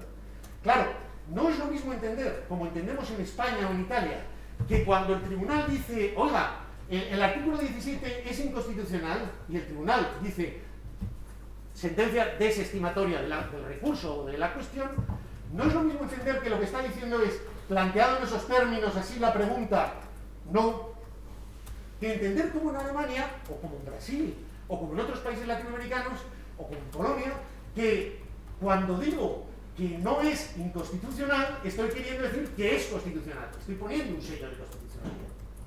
Esas dos maneras de ver la sentencia desestimatoria son muy importantes. En los países que piensan que se pone el sello de constitucionalidad, hay que justificar que la pregunta es distinta, pero además tiene otras consecuencias de mayor valor. Incluso en Brasil, ¿saben ustedes si hay algún brasileño que tienen, lo único que tiene en el mundo por cuestión histórica de la dictadura, tiene una acción de inconstitucionalidad y una acción de constitucionalidad? Es decir, le pides al tribunal que declare la constitucionalidad. Y valen las dos. Si la sentencia de inconstitucionalidad te dicen que no, es que es constitucional. Si la sentencia constitucional te dicen que no, es que es constitucional. Claro, pero no es lo mismo poner el sello que decir, planteado así, no. ¿Por qué? Porque en los países en que sale planteado así, no, usted puede volver a repetir porque no tenemos cosa juzgada. A veces, entonces la sentencia desestimatoria, si no tienes el tercer efecto que vamos a ver, la vinculación, pierde eficacia. Y ya, una vez que la sentencia desestimatoria perdió eficacia, la sentencia desestimatoria interpretativa tampoco va a vincular a los jueces. Esta es la larga historia del Tribunal Constitucional italiano. En cambio, por lo tanto, la cosa juzgada como efecto es que se tienen o no se tienen. Y da lo mismo lo que diga el ordenamiento. Nosotros tenemos una historia preciosa en la cual los técnicos hicieron un informe al gobierno donde se decía, se puede plantear un recurso y después una cuestión. El juez, antes el otro. Y se puede repetir, sí, la misma. Decía Manuel Aragón, decía Rubio Llorente, y sobre todo decía Enterría. ¿Qué pasó? Que lo llevaron al Parlamento. Como era una cuestión técnica, la mayoría del Congreso dijo, no, este modelo de seguir preguntando toda la vida, no. Una vez que el tribunal dice que no es inconstitucional, no se vuelve a preguntar. Pasó al Senado y dijeron en el Senado, no, más influido por el gobierno en ese momento, alguien estuvo atento, no. Una vez que se presenta un recurso, que vuelvan a presentar el recurso, porque no podemos petrificar la doctrina, hay que dar la oportunidad, etcétera. Lo metieron, de una manera indirecta, pero lo metieron en el 29 y en el 38 de la Ley Orgánica. Pasó al Congreso de los Diputados. Y en el Congreso de los Diputados metieron otra vez el 29, que chocaba con el 38, y dijeron, no, queremos que no se vuelva a preguntar, porque lo decidido ya está, ya es constitucional. Y así se aprobó. ¿Saben lo que pasó? Que inmediatamente después, Rubio Llorente fue vicepresidente del Tribunal Constitucional. Que los que decían que no valía ese sistema que aprobó el Congreso definitivamente, los que querían lo que decía su informe, llegaron al Tribunal Constitucional. Nunca más se volvió a mencionar ese artículo, el 29. Y al cabo de unos años, y ahora reciente en el 90 y tantos, el tribunal ha dicho siempre, sí, después de una cuestión, después de un recurso, no hay problema. Independientemente de lo que votara el Parlamento. Lo mismo pasó en Italia. En Italia fue más bonito. En Italia se pasaron 10 años casi sin funcionar el Tribunal Constitucional. Lo aprueban en el 48 y hasta el 50 y tantos, 57, me parece, 56 no empieza a funcionar. Lo cual es precioso porque la mejor doctrina filosófica, pero sobre todo constitucional, procesal, etcétera, se pone a discutir sobre los efectos de la tipología de las sentencias sin tribunal, en el aire. Y está muy bien. Y en 1950 hay un Calamandrei, desde el punto de vista más kelseniano posible, hace un libro clave que empieza la literatura sobre justicia constitucional italiana. La ilegitimidad de la ley en el proceso, la inconstitucionalidad de la ley en el proceso civil. Y dice, ojo, nuestro sistema, que solo es de cuestión de inconstitucionalidad, de que el juez para y pregunta, es un sistema mixto. Y por lo tanto, en fin, cuando el juez dice que sí, cuando el juez aplica la ley es porque quiere ser inconstitucional. Pero cuando dice que no hay pregunta, es porque no está haciendo una labor jurisdiccional. El tribunal es un órgano casi legislativo, está haciendo algo parecido al referé legislativo francés de la Revolución. El tribunal, cuando declara la inconstitucionalidad, está derogando la ley, y cuando dice que la ley no es inconstitucional, está haciendo una interpretación auténtica de la ley, y por lo tanto no se puede volver a preguntar. Calamandrei. ¿Qué diga inmediatamente Azzariti y otros muchos, Garbagnati, muchos, y también, por supuesto, Capelletti? Sé que han hablado de la PI. Bueno, dirán, ojo, sobre todo Azzariti, fíjense, dice, si insistimos en que el tribunal es un órgano con efectos generales, como si fuera parlamentario, nos vamos a cargar la legitimidad del Tribunal Constitucional que acabamos de crear y que los comunistas no han querido ni nombrar porque están más que reticentes sobre un órgano de este tipo. Vamos a insistir en el carácter jurisdiccional. Vamos a insistir en que hay una duda de un juez acu y luego una sentencia de un tribunal constitucional. Lo de los efectos generales es desestimatoria, eso es, en fin, una particularidad del sistema. Es muy curioso porque aquí dicen abnorme y todo el mundo empezó a traducir en español como anormal, extraordinario, raro, patológico, en fin, fueron ya simplemente que no está en la norma. Entendamos que la cuestión de inconstitucionalidad, el tribunal no hace interpretaciones auténticas, el tribunal desestima la cuestión y ya está. ¿Qué pasó? Inmediatamente después se crea el Tribunal Constitucional y el primer presidente fue Azzariti. Por cierto, Capelletti y todos estos decían lo mismo que Rubio y Bren, que se rectifica la doctrina, no se puede volver a preguntar, etcétera, etcétera. Y el discurso inaugural de Azzariti dice, el tribunal no es un órgano de interpretaciones auténticas, es un órgano que elimina normas o contesta que no. Y inmediatamente después se presentan cuestiones idénticas y en vez de inadmitir, lo que hacen es considerarla manifiestamente infundada. Y a partir de aquí, la división italiana. Sentencia desestimatoria o de exequibilidad, en términos colombianos, se pronuncia sobre lo infundado de la cuestión, sobre la cuestión, mientras que la sentencia estimatoria de inconstitucionalidad se pronuncia sobre la ley y la cuestión. Claro, esto que parece una moda va a dividir el sistema, porque el siguiente efecto, que es el de los efectos generales, cosa juzgada, efectos generales, los efectos generales se van a referir al sistema concentrado. Van a anular la ley. ¿Quién tiene efectos generales? Las sentencias estimatorias, las de inexequibilidad que dirían los colombianos. Las sentencias que declaran la inconstitucionalidad de la ley. Pero claro, ¿y las sentencias interpretativas que en el fondo están declarando la inconstitucionalidad de una interpretación posible? Ahí queda la duda. ¿Se puede volver a preguntar? Si lo aplica el juez, ¿se puede volver? Ahí estaría. ¿De acuerdo? Fíjense que en Italia, como el modelo va cambiando, en Alemania van a jugar con el tercer efecto. Vamos al tercer efecto. El de Bindungswirkung, el de vinculación a los poderes públicos, que es el que ahora está más comprometido. La idea alemana es clara. El Tribunal Constitucional es el portavoz del poder constituyente. Es el vocero, que dirían ustedes, del poder constituyente. Coadyuva a la limitación. Por lo tanto, aquí sí que el tribunal hace, si quieren ustedes, aquello de que la Constitución es lo que el Tribunal Supremo, que decía Hughes, dice que es, tan criticado por Beckenfeld en Alemania. Es decir, los alemanes construyen un efecto que se llama Bindungswirkung, que afecta a todo tipo de sentencias, incluidas las del recurso de amparo objetivo, porque estamos hablando de la interpretación, que afecta a toda sentencia de fondo, que va a vincular a todos los poderes públicos, menos al propio Tribunal Constitucional, que va a suponer que los poderes públicos tienen que actuar activamente cumpliendo esa interpretación, y va a vincular la interpretación de la Constitución y de la ley condicionada a la Constitución, los colombianos hablan de sentencia condicional, pero en todo tipo de procesos, y no va a vincular el fallo, el resuelve. Lo que va a vincular es lo traen de Grunde, digamos, la ratio decidente de las sentencias. Fíjense que esta es una manera muy particular del tribunal de salirse del caso concreto y empezar a hacer doctrina constitucional. Nada que ver con el sistema americano, con lo que hablaban ustedes del precedente en muchos países americanos. Lo que van a hacer, y además tiene mucho que ver con una estructura de la sentencia alemana, los alemanes primero ponen una especie de consideraciones generales, no los fundamentos de derecho, fundamentos de hecho, sino consideraciones generales. Y después relacionan el caso concreto con las consideraciones generales. Esto beneficia lo de la ponderación también. De tal manera que lo que siempre se entiende, depende de lo que diga el Tribunal Constitucional, pero lo que se entiende por vinculante generalmente son esas consideraciones generales que están referidas a cómo interpretan ellos la Constitución. Y solo después, en la segunda fase, en la C2, relacionan el caso con la parte de arriba. Esto favorece que el tribunal se abstraiga.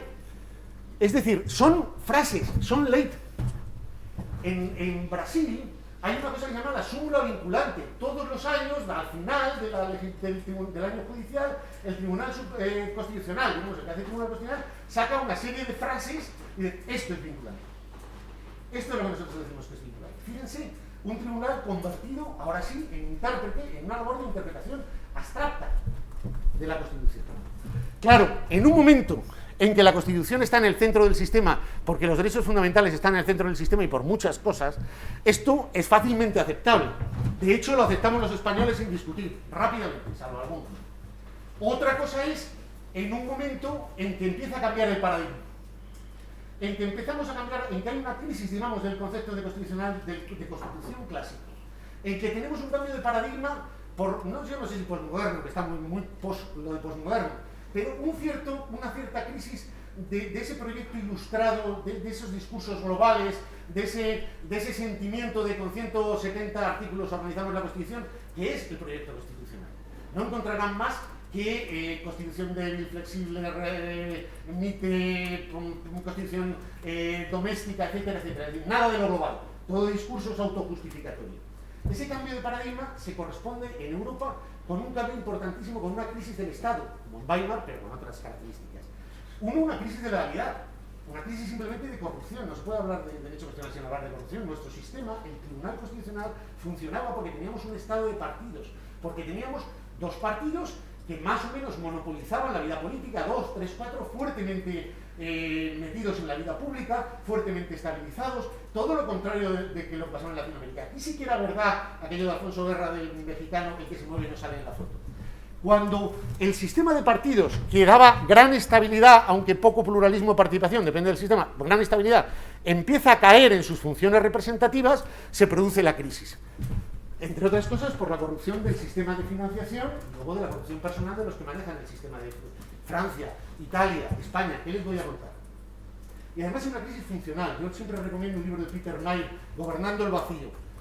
Los partidos se han refugiado en las instituciones, los ciudadanos se han quedado en casa viendo la tele, más o menos, y al final nadie hay en el medio. Eso es lo que ha pasado. Bien, en un sistema donde Europa crecía al 5%, Alemania durante 30 años, o los felices 30 franceses, donde dos grandes partidos estabilizaban el sistema, los tribunales constitucionales eran como la válvula de las ollas. Cuando teníamos un problemilla medio moral, el aborto sí, aborto no, bueno, que diga el tribunal, lo de todos tienen derecho a la vida, sí, no, la ley, tal, bueno, más o menos, y estabilizar. En un sistema donde ahora, uno, los partidos, el sistema de legalidad, dos, la integración europea, que es muy diferente de lo suyo, quiere decir, es un problema hasta democrático de que nadie sabe dónde está, en qué ciudad está el Parlamento Europeo y para qué sirve, que no es exactamente un parlamento. Es decir, el problema de la integración. Tres, el problema de jugar con el pluralismo ya no cultural, sino de origen, es decir, de cultura, de cosmovisión, etcétera. Todo eso transforma la visión del ordenamiento y hace que la vieja cosa de que la Constitución es la norma jurídica fundamental de la comunidad, de que se empieza a servir para poco.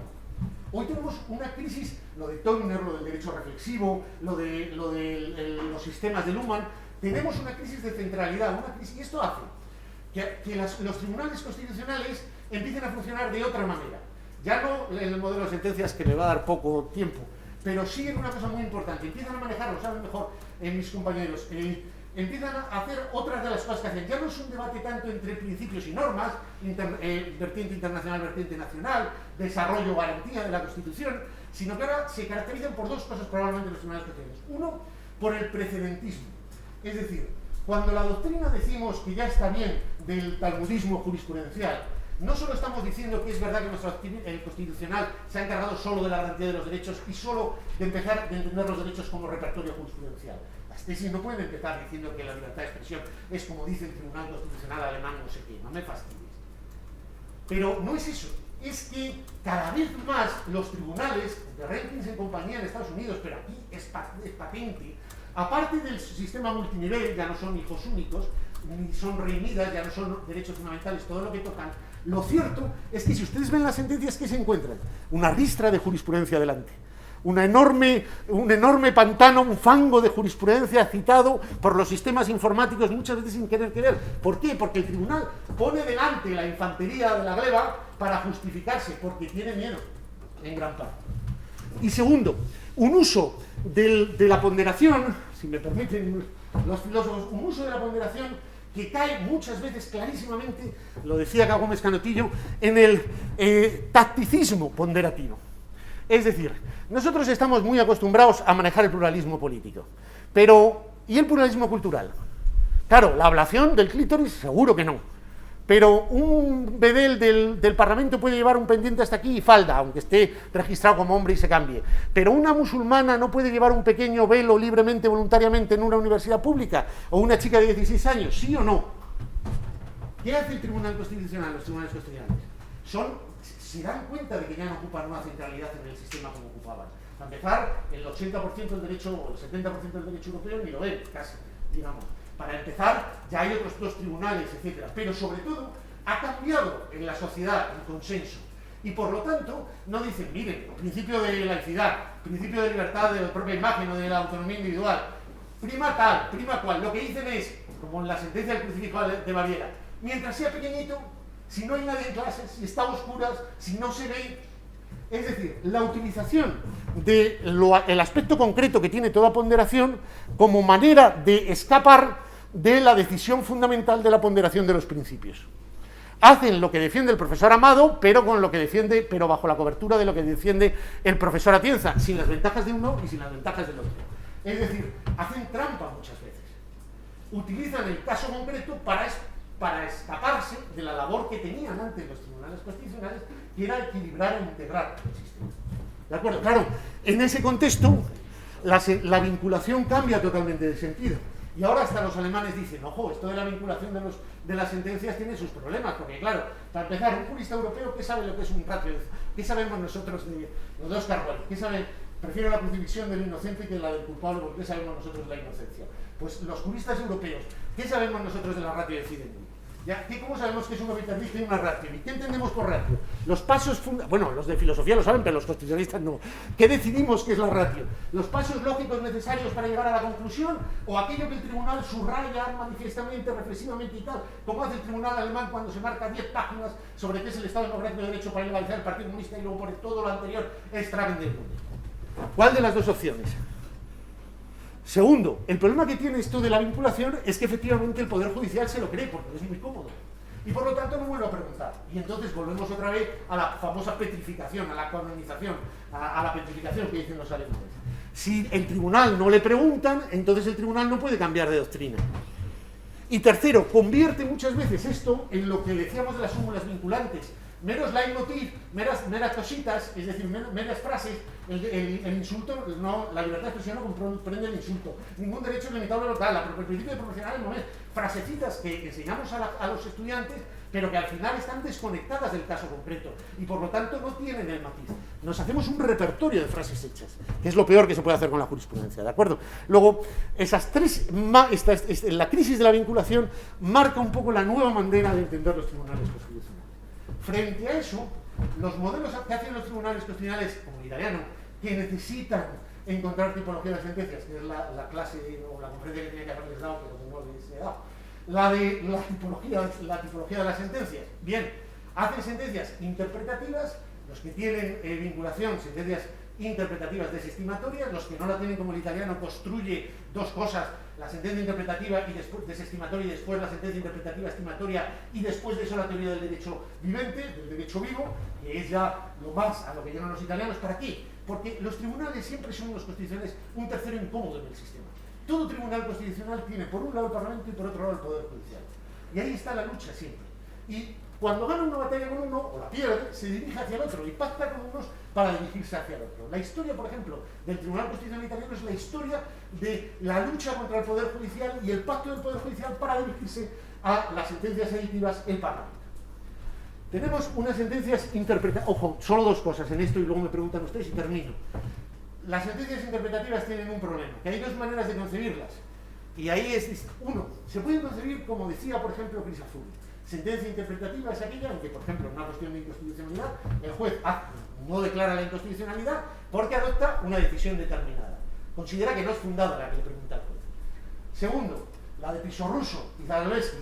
La sentencia interpretativa es aquella donde el juez condiciona la constitucionalidad de la ley a una determinada interpretación. Esto es distinto. Esta es la sentencia condicional que llaman ustedes. No es lo mismo. El concepto de Crisafulli es más amplio. Entonces piensen que para tener una sentencia interpretativa necesitan tres cosas. Uno, que el Tribunal Constitucional pueda decidir la interpretación de la ley. Esto es antes del derecho vigente. Dos, que el Tribunal Constitucional tenga que optar por una interpretación que salve el texto de la ley. Y tres, lo que dice Crisafulli, la distinción entre disposición y norma, o que queramos llamarlo en filosofía del derecho, que implica que el Tribunal juzga normas, pero se pronuncia sobre disposiciones. Bien, claro, no es lo mismo entender que está condicionada que no, da distinto margen. Y además permite, por ejemplo, los italianos llegan a la conclusión de que la sentencia desestimatoria en el juicio a quo, simplemente, si quiere coger esa interpretación, tiene que volver. Es la que han declarado inconstitucional no puede, pero puede coger esa u otra. Esa no es el concepto de sentencia condicional, sino el concepto de Crisafulli. Y para los demás, mero precedente autorizable. ¿Qué pasó? Que el Poder Judicial no les hizo caso y se produjo la lucha. Cuando el Poder Judicial no les hace caso, cambian a la sentencia estimatoria interpretativa, lo de la doppia pronuncia. Y cuando ya se dan cuenta de que por ahí tienen también poco que avanzar, llegan a la idea del grito viviente. Dame tu juez la interpretación y yo decido si es constitucional o no. La disposición interpretada como tú quieras, como dice la jurisprudencia regular. Pero claro, hay otra cuestión. La sentencia estimatoria interpretativa se va a pronunciar ya sobre normas. La sentencia estimatoria va a declarar la inconstitucionalidad de una norma, no una disposición, no una letra. Y una vez que has tenido una sentencia estimatoria interpretativa es muy fácil pasar, ya que, esto es muy importante, la mayoría de los tribunales constitucionales, creo que es importante, hacen trampas. Todo el mundo justifica las sentencias interpretativas, por la propia labor del tribunal. Pero sentencia interpretativa es aquella en que el tribunal elige, como bien dicen los alemanes, de cierta manera. Es decir, elige dos interpretaciones alternativas, con una u otra. Esto es distinto del siguiente paso que dan los tribunales constitucionales, que es decir, ya que elimino una interpretación, ¿por qué no eliminar un cachito de interpretación, un trozo de contenido normativo? Sentencia estimatoria parcial sin modificación de texto, cuantitativa, que dicen los alemanes. Sentencia de estimación parcial donde tú estás quitando, dejando el mismo texto, un trozo de contenido normativo. Siguiente paso, y ya que estoy quitando un trozo de contenido normativo, ¿por qué no añadir un poco de contenido normativo? La ley es constitucional siempre que donde se entienda bien, donde dice viudas, se lea viudas y viudos. Ya se ha añadido. Y esto da lo mismo, nosotros lo hicimos quitando la palabra, pero es lo mismo. El significado último se añadió. Creas derecho a nivel legal. Condicionado, pero lo creas. ¿Y por qué no, en vez de poner ya que en vez de poner un cachito normativo, ¿por qué no cambias un trozo de contenido normativo por otro trozo de contenido normativo? Donde la ley dice que se repetirán las elecciones en la circunscripción, hay que entender en las mesas afectadas. ¿De acuerdo? La sentencia aditiva va a ser la sentencia típica de la edad de oro de los tribunales constitucionales. La sentencia por excelencia donde el tribunal dice, ojo, no me fío de ti, no me fío del Poder Judicial, no me fío del Parlamento, esto lo arreglo yo. Sentencias autoaplicativas, que se dan siempre en tres situaciones. Uno, cuando tienen ustedes una constitución nueva, recuerden por ejemplo la colombiana del 91. Dos, cuando tienen cargada de valores y de proyectos. Dos, cuando tienen un ordenamiento que refleja valores anteriores, es decir, lo del mito del poder constituyente. Uno tiene una constitución mañana, pero el Código Civil sigue siendo el mismo de antes. Hay que cambiarlo. Y tres, un parlamento que no funciona, un sistema político que no adapta la legislación antigua a la nueva constitución. Ahí entra la función de suplencia fisiológica de los tribunales constitucionales. Les encanta, son pocos, tienen el mismo contexto cultural y además se legitiman con las reformas constitucionales. Parece que están cambiando el espíritu del Tribunal Supremo Americano aquí, pero no es eso, pero lo están haciendo. Ante la alternativa de dejar sin protección el derecho social, por ejemplo, generalmente, o ampliar la garantía, la amplían, y la amplían ellos. ¿Cómo se justifica esto? Solo con dos cosas y ya termino, efectivamente, perdón. Uno, bueno, La técnica la contó muy bien Crisafulli, muy ingeniosamente, con aquello de la rime obligate, la rima consonante. Es aquello, a mí Unamuno me cae bien, me gusta como pensador, pero como poeta tengo mis dudas, aunque está de moda. Unamuno, que fue rector 20 años de la Universidad de Salamanca, tenía que hacer un poema sobre Salamanca y escribió: Salamanca, Salamanca, académica, renaciente maravilla. Claro, con illa se rima bastante bien en consonante, pero con Salamanca es más difícil, y tuvo que poner Salamanca, Salamanca, renaciente maravilla, académica palanca de mi visión de Castilla. Palanca y Salamanca. Bien, esto es la rima consonante que decía. ¿Cómo se logra una sentencia aditiva? ¿Cómo se crea el derecho sin que se cree, digamos, libremente? Uno, o bien se entiende que lo que está haciendo el tribunal es suprimir una omisión implícita, Mortati en el 70, donde dice viuda, realmente la disposición es: tienen derecho a pensión las viudas, no tienen derecho a pensión los viudos. El tribunal lo que hace es eliminar una interpretación y la expansión es natural. Esto lo aceptó el tribunal, ¿entienden? Segundo, integración por principios. Donde la Constitución dice se reconoce el principio de igualdad sin discriminación de sexos, y abajo dice viudas, viudos, baja. O en un momento la omisión relativa, en el otro momento la integración de la laguna. ¿Cómo se justifica realmente de fondo? Dos visiones. Uno, Moduño, por ejemplo, el famoso Congreso de Florencia. El tribunal lo que se dedica es a actualizar el principio de constitucionalidad. La constitucionalidad es la relación entre el ordenamiento y la Constitución. Es diacrónica, avanza, el grado de constitucionalidad se consigue. El tribunal tiene que ir adaptando permanentemente el ordenamiento a la Constitución. No es que no hay que pasarse, pero en este sentido las sentencias aditivas son una función propia, una función fisiológica del tribunal. La siguiente, Zarolevsky, al menos en ese momento, no. El tribunal no tiene por qué rellenar, lo único que hace entonces es alimentar la inercia del Parlamento. El tribunal tiene que declarar la inconstitucionalidad y que sea el Parlamento quien rellene, porque la mitad de las veces no hay rime obligate, no hay Salamanca Salamanca. Por eso, y termino, coincidiendo con el cambio de paradigma constitucional que les decía, cambio en el cultural, cambio en el concepto de Estado, cambio en la Constitución, en la centralidad de la Constitución, aparece un nuevo modelo que algunos han llamado el modelo de reparación bilateral de la inconstitucionalidad. Ahora ya no va a ser el tribunal quien directamente repare la inconstitucionalidad, sino que se va a entender la constitucionalidad como un proceso en que el tribunal va a declarar la inconstitucionalidad y el Parlamento va a reparar la inconstitucionalidad ejerciendo su discrecionalidad democrática, digamos.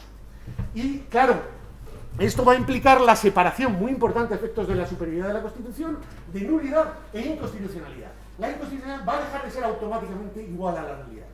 Problema, muchos problemas de que el Parlamento al final no lo hace y muchos problemas procesales y problemas de jerarquía. Tres modelos que conocen y podemos hablar cuando me pregunten. Uno, el modelo austriaco, que funciona, pero es duro. Inconstitucionalidad con nulidad diferida. La ley es inconstitucional, pero no pierde su vigencia hasta dentro de año y medio.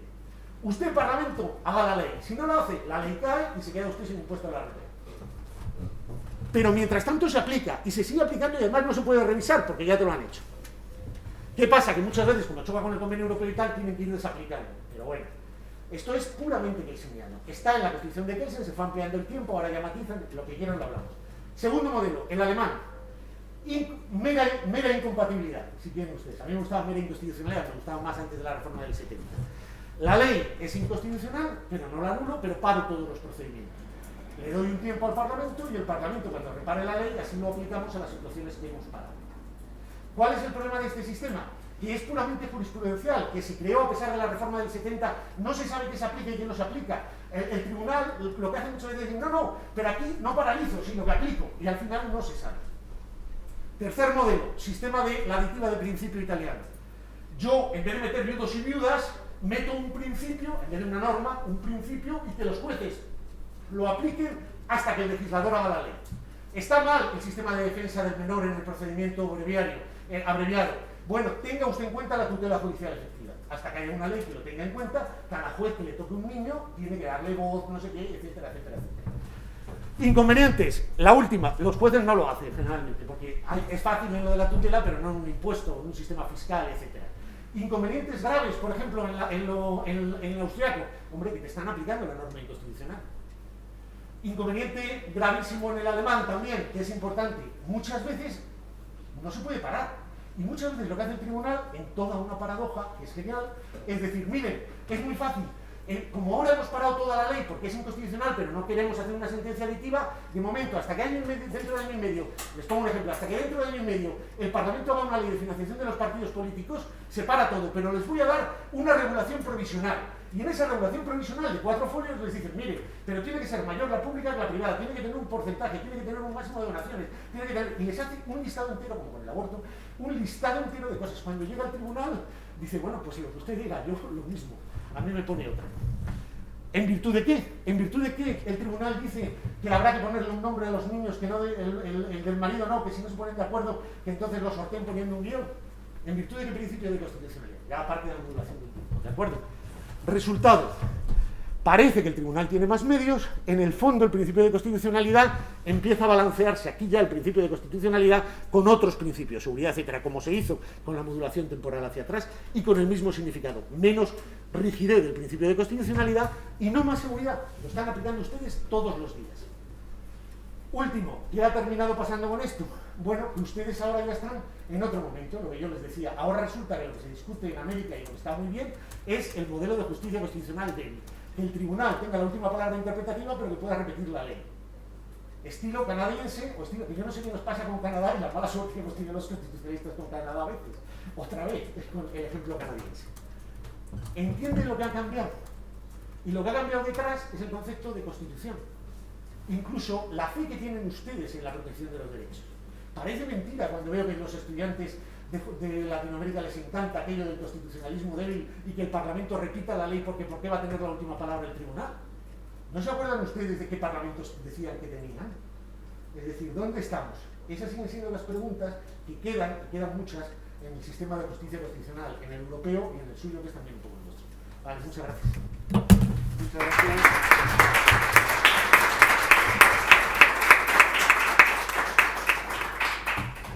Gracias al profesor Augusto Martínez de la Vega. Tenemos la siguiente situación. Ese es el reloj. Tenemos 3 manitas alzadas digitalmente. Entonces me gustaría saber cuántas manitas se alzan presencialmente. Que son 2. Voy a dar prioridad a 3. Lo que le voy a decir al ponente... Sí, muy breve. No, sobre todo si quieres tomar nota, de tal manera que se hace la ronda de intervenciones, porque si vamos preguntas-respuestas, también les pregunto a los próximos ponentes si tienen un margen para, luego habrá que hacer por lo menos un receso de 15 minutos, así, como para que terminásemos a más tardar a las 6 y empezar a las 6:15 la siguiente sesión. ¿Está bien? A más tardar. Es que era tan interesante que no... No, lo siento, no he calculado el tiempo de las preguntas. Sabía que era hasta y media. No te quería decir no, perdón. Porque estamos todos... No, ha sido un error mío. Es que no calculé. Bueno, sabía que tenía que terminar y media, pero no me di cuenta. No pasa nada. Vamos a hacer hoy el orden inverso, para que así los digitales intervengan en primer lugar. Siéntate si quieres o como quieras, porque quizás quieres tomar nota. Antonio Flores, aunque he visto que ha formulado su pregunta también en el chat, pero si quiere, pues la puede formular de viva voz y así ya no entramos en el chat. ¿Antonia? Pero, ¿está en casa, dices, o...? En casa. Ah, vale. Lo hacemos al revés, porque así ya terminamos. Vale, ahora sí, a ver, Antonio. ¿Sí? ¿Se escucha? Ahora, sí, perfecto. Sí. Muy bien. Muchas gracias por sus destacadas aportaciones. En su conferencia me pareció bastante interesante en relación con el diseño que hace Kelsen del Tribunal Constitucional, de que no busca proteger los derechos frente a la ley, sino la protección de la ley frente a los jueces. Mi pregunta sería, ¿usted considera que el diseño del Tribunal Constitucional kelseniano, de carácter concentrado y especializado, tiene como principal finalidad restringir el control difuso, como en el modelo americano, en el cual pues cualquier juez puede tener esta facultad de inaplicar normas por considerarlas inconstitucionales y luego entonces pues restringir esa posibilidad de ponderar principios y valores, algo que ya mencionaba Kelsen, de no dejar que los jueces o los tribunales sean de tal suerte insoportables, diría, en la garantía de la jurisdicción constitucional en su escrito sobre la justicia constitucional, sobre el peligro de que los jueces puedan valorar o ponderar sobre principios de justicia. Muchísimas gracias y felicidades nuevamente por su excelente exposición. Muchas gracias. A continuación, Pedro Castellanos. Gracias. Quisiera que me dijeran si se escucha bien. Sí. Sí, perfecto. Sí, perfecto. Me quería preguntar sobre la tradicional discusión sobre la legitimidad democrática de la justicia constitucional. Siempre me ha parecido interesante y creo poder afirmar que cuando se plantea el tema hay básicamente dos bloques. Un bloque que critica la justicia constitucional y propone una alternativa para reforzar el poder de las mayorías parlamentarias, y otro que tiende a reducir el poder de las mayorías parlamentarias en provecho de la justicia constitucional. Pero también parece que existe otro bloque de propuestas intermedias que procuran armonizar ambas funciones y en búsqueda de un modelo que, sin callar totalmente la voz del poder parlamentario, pues también se encuentra en el lugar apropiado de la justicia constitucional. De hecho, hay voces en la doctrina que se inclinan por simplemente aceptar que la justicia constitucional y el poder parlamentario en un Estado constitucional simplemente comparten un mismo ámbito de diálogo, en el cual nadie se reserva la última palabra y ambos terminan ostentando un similar poder de reacción frente a cualquier decisión que eventualmente se pueda estimar contraria al derecho o simplemente inconveniente. Una de estas propuestas alternativas es justamente la de Juan Carlos Bayón, que tiende a defender o a proponer una defensa contextual de la justicia constitucional. Y pues mi pregunta va simplemente en ese sentido, tomando en cuenta que la justicia constitucional, sobre todo en Europa, surgió en el siglo pasado, por coincidencia o no, en contextos de quiebra democrática. ¿De qué manera cree usted que se justifica simplemente abrazar esa propuesta alternativa de la defensa contextual de la justicia constitucional, y por qué le parecería, en dado caso, que es lo más apta, o en su defecto, por qué no? Gracias. Muchas gracias. Y a continuación tiene la palabra Miguel Ángel Arzapablo. Miguel Ángel, que le esperábamos aquí en Toledo. No sé si ha tenido alguna incidencia porque veo que sigue ya finalmente online. Tiene la palabra. Buenos días por aquí, buenas tardes por allá. Sí, y tuve una incidencia fatal que ya les expliqué hoy día en poder, aparte, y que me hubiese gustado estar allá, ya tenía todo programado. Pero, temas aparte, buenos días, profesor, muchas gracias por la disertación, excelente. Usted hablaba de la justicia constitucional y de la cosa juzgada constitucional que nos atañe. Usted decía que tenga la facultad de decir jueces fuertes y Congreso débil, y allá en Europa al revés, ¿no? Congreso fuerte y jueces débiles, jueces que tienen otro tamiz, otra calidad de interpretación. Usted nos puede decir finalmente cómo podemos regular esa situación, cómo podemos aquilatar esta posición de jueces fuertes, los jueces dictadores que terminan en la última boca de la interpretación, con un Congreso que también sea articulado y también sea respetuoso de la Constitución y que también determine algo sobre ella, su interpretación conforme a la Constitución. Porque si no, lo que estamos viendo es simplemente un arquetipo, un maquinismo del Estado frente a una Constitución que es simplemente débil. Y lo vemos ahorita en Cuba, que no es una democracia, que se está alzando sus ciudadanos, lo vemos en Venezuela, lo vemos en Argentina, lo vemos recreado parte en Colombia, México convulsionado por el sistema de narcotráfico, impregnado con el tema de la corrupción judicial.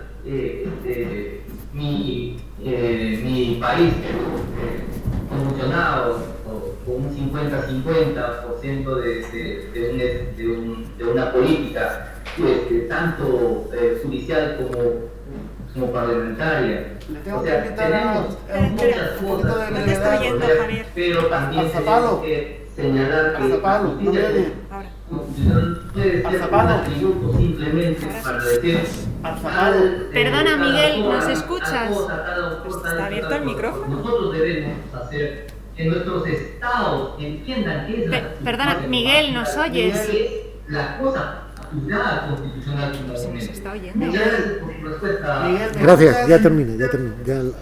Sí, Gracias. es que vamos muy justo en el tiempo y le invito a que formule la pregunta de una manera un poquito más concisa, si es posible, porque tenemos otras 3 intervenciones aquí en Toledo y el tiempo es un poquito limitado. Solamente eso.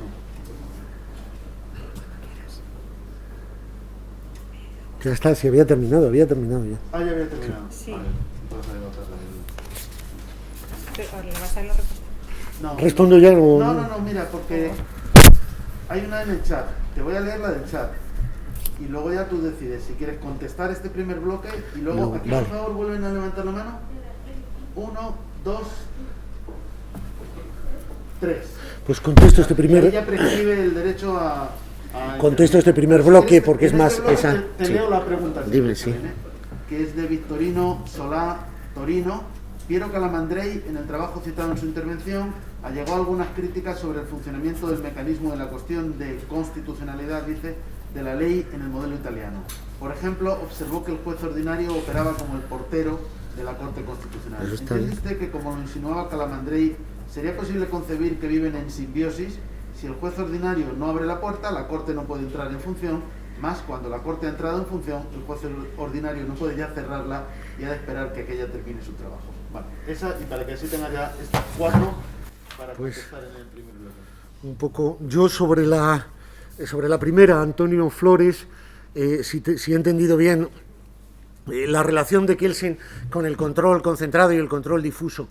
Yo creo que es una intuición, yo creo que a Kelsen no le debía de gustar el control difuso, pero históricamente lo que había era un modelo americano, latinoamericano y sobre todo americano de Estados Unidos y un modelo europeo de justicia constitucional que estaba él creando. Entonces, yo creo que son 2 mundos distintos, es lo que he intentado decir en mi exposición, que responden a intuiciones distintas y a problemas distintos. Hay una vieja corriente que siempre dice que el intento de Kelsen de racionalizar el modelo americano.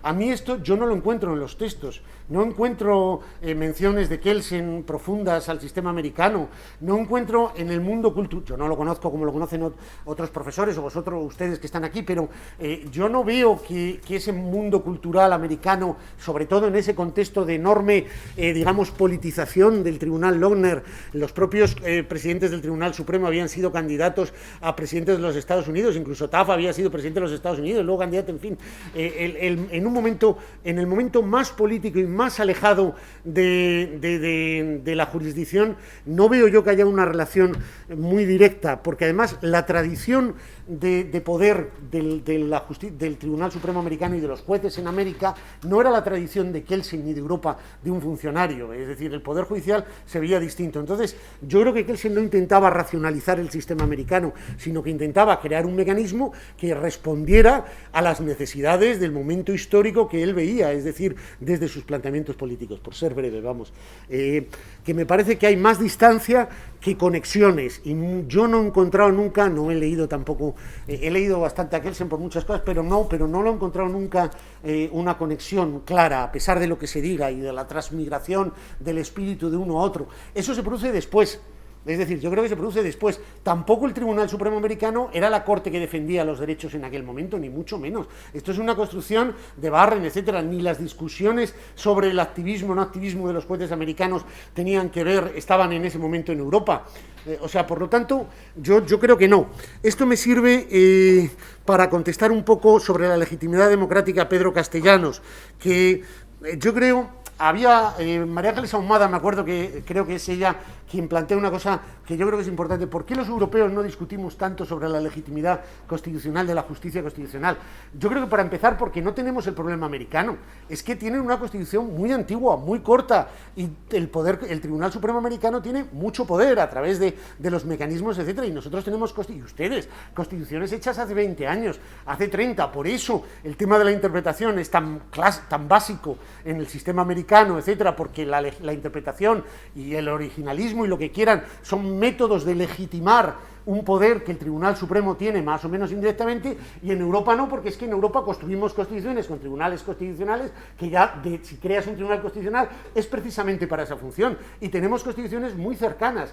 Entonces, el debate nuestro está en torno, bueno, al manejo de lo que es una constitución como principios y reglas, o a la ponderación. El debate europeo, en su mejor exposición, vamos, en una de sus mejores exposiciones, es el que viene después, el que van a ver ustedes ahora, no el debate sobre la legitimidad. A mí no me gusta mucho lo de mezclarlo. El debate europeo y el debate de Latinoamérica debería de ser cómo construir una justicia constitucional funcionalmente eficaz en la protección de los derechos, y que evite que tengamos una teoría que critique los excesos que se han producido, que critique la sobreconstitucionalización, etcétera. Y muchas veces no es un problema de la concepción que tenemos de la justicia constitucional, lo digo en Latinoamérica, es un problema de la concepción que tenemos de los derechos fundamentales, de constituciones cargadas de no distinguir entre derechos fundamentales y mandatos al legislador, de no distinguir entre que una cosa es la protección jurisdiccional de los derechos y otra cosa es la realización de los derechos. Es decir, claro que, gracias a Dios, que hay recurso de amparo para proteger el derecho a la sanidad en Colombia, pero el derecho a la sanidad en Colombia se hace haciendo buenos hospitales y buenas enfermeras, no solo protegiéndolo jurisdiccionalmente. Es decir, la identificación de protección de los derechos, es decir, el tema donde las jurisdicciones constitucionales han tenido de verdad un papel y se han legitimado, aquí también y en Latinoamérica, es el tema del recurso de amparo, de las acciones de protección de los derechos fundamentales individuales. Que eso, desde el punto de vista de la teoría de la justicia constitucional, tiene menos interés, pero es curioso y ha tenido su evolución. La práctica desaparición del derecho al recurso de amparo, la objetivización que se llama en Alemania, en España, pero claro, los tribunales constitucionales se legitimaron no gracias al control de la ley y las sentencias aditivas, se legitimaron gracias al recurso de amparo, a su acción de tutela difusa, pero a su acción de tutela. Yo siempre cuento, me parece que era Javois quien decía en una de las memorias y tal, dice que había alquilado un piso en Santiago de Compostela y que entonces subía un día por la noche a las 5 de la mañana, medio borracho y tal, y ve que en el ascensor le han puesto orden, como reunión de la comunidad de vecinos, orden del día, y ponía 1, arreglo de la calefacción, 2, pago de cuotas, 3, comportamiento inconstitucional del vecino del quinto, que era él, claro. Es decir, cuando se empieza, la justicia constitucional tiene ciclos, tiene un ciclo creativo en donde se identifica a Constitución, los derechos con la Constitución y el tribunal con la nueva Constitución. Y se suele identificar no por el control de la ley, por el control de los derechos, sino por los instrumentos de tutela directa de los derechos que visualizaron en España que la Constitución, o en Colombia, que la Constitución servía para algo, que era una norma aplicable en los tribunales. Uno tenía un choque de coche, se bajaba y decía, es que eso no solo es una guarrada, es que es inconstitucional. Bien, parodiando. Pero las sentencias sobre el reagrupamiento, sobre las cárceles en Colombia, sobre incluso los nuevos modelos de estado de inconstitucionalidad, los modelos de tutela de amparo objetivo, etcétera, todo eso tiene una importancia básica. Y ahí es difícil jugar con la corrección funcional. Yo estaba en Colombia con Néstor Osuna y Carlos Bernal, y no le voy a decir a quién, casi nos pegan, vamos, a mí no, y al otro tampoco, por mantener posturas muy alemanas en este tema. No, por Dios, ¿dónde va a ir el Tribunal Constitucional? Hay veces que determinadas situaciones lo hacen, pero es más en torno a la protección de los derechos. Entonces no hay que centrar tanto, quizá no sea tanto el problema europeo, yo creo que el suyo tampoco, la legitimidad democrática, sino dentro de ese diálogo del que hablaba, del que me preguntaba también sobre Bayón, Pedro Castellano. Yo creo que dentro de ese diálogo, ¿cómo lo diría? Es decir, no se puede tener un tribunal constitucional sin pensar que el tribunal no va a tener la última palabra, al menos en la labor de declarar inconstitucional las leyes. Y luego lo de la democracia deliberativa, el diálogo y tal, está muy bien, yo creo que se puede construir, que se construye, no que está muy bien, sino que ha sido siempre parte, pero no solo un diálogo entre el tribunal y el Parlamento, sino un diálogo entre la doctrina y el tribunal, el contrapunto necesario entre una cosa y otra. Un tribunal constitucional sin una doctrina crítica, sin un parlamental, es un tribunal que se queda solo, que ni siquiera puede cumplir su función, porque es un niño solo solo en su habitación encerrado. Luego, no hay que exagerar tampoco. Yo también desconfío un poco de palabras de siempre que hablan de lo del diálogo, de liberación, etcétera, porque ya la propia palabra tiene unas cargas positivas que parece que si te enfrentas está mal. Es decir, bueno, yo creo que responde también a otra cuestión que es clave. ¿Cómo ha cambiado el mundo? Es decir, en la desconfianza hacia el aparato político era enorme en Latinoamérica y necesitaban garantías de derechos. Yo creo que afortunadamente Latinoamérica, Iberoamérica está fatal en muchos aspectos y en muchos países, lo ha dicho usted y uno de sus intervinientes, una crisis enorme, pero no sé por qué hay una sensación de que por lo menos los derechos empiezan en cierta manera en los países, en algunos países, a estar más regulados y ahora efectivamente se nota, se necesita respirar por otro lado. Entonces, aparte de que sean propuestas muy normativas, yo noto una cierta confianza, parece, porque el contrapunto en todo este tipo de debates siempre parece que es solo el Parlamento. ¿Y dónde está el Poder Judicial también, etcétera? Es decir, el mecanismo es más complejo, y lo es en la realidad, no solo en las propuestas. Y luego yo creo que, curiosamente, ahora en Europa no lo planteamos como legitimidad democrática, pero somos más desconfiados. Es decir, hay un nivel ahora de desprestigio de la clase política que se corresponde al nivel de desprestigio de la suya. Probablemente porque ante las dos patas del constitucionalismo, la pregunta de para qué la libertad y la división de poderes, la liberal, muy entre comillas, no política ni económica, y la respuesta y la pregunta democrática, los constitucionalistas nos hemos lanzado tanto a la garantía de los derechos, a la Constitución como límite, que, como decía Hesse, no sabemos decir tres palabras sobre eso de que la soberanía viene del pueblo o sobre el sistema democrático. Eso en Europa estaba ya garantizado, lo dábamos por hecho, y ahora tenemos un problema por ahí. Por lo tanto, yo creo que todos esos temas tienen que ver con eso. A mí la propuesta de Bayón no la conozco. Sí, ya está. Ya está. Pues nada, y sobre Perú, es lo mismo en todo caso, constitucionalismo fuerte, débil, y sobre el papel del Congreso en la medida. Es decir, todos los órganos, en la interpretación de la Constitución, esto ya lo dijo Habermas hace mucho y todo, el pluralismo de intérpretes constitucionales, todos participan. Ahora, yo sí soy un poco reacio. El tribunal no es Dios, no tiene por qué ser el tribunal alemán, pero si tenemos tribunal constitucional, tenemos tribunal constitucional, eso es así. Es decir, y cumple, y es difícil tener un tribunal constitucional, y más si tiene protección de derechos fundamentales concreto, sin que sea un poder interpretativo muy fuerte.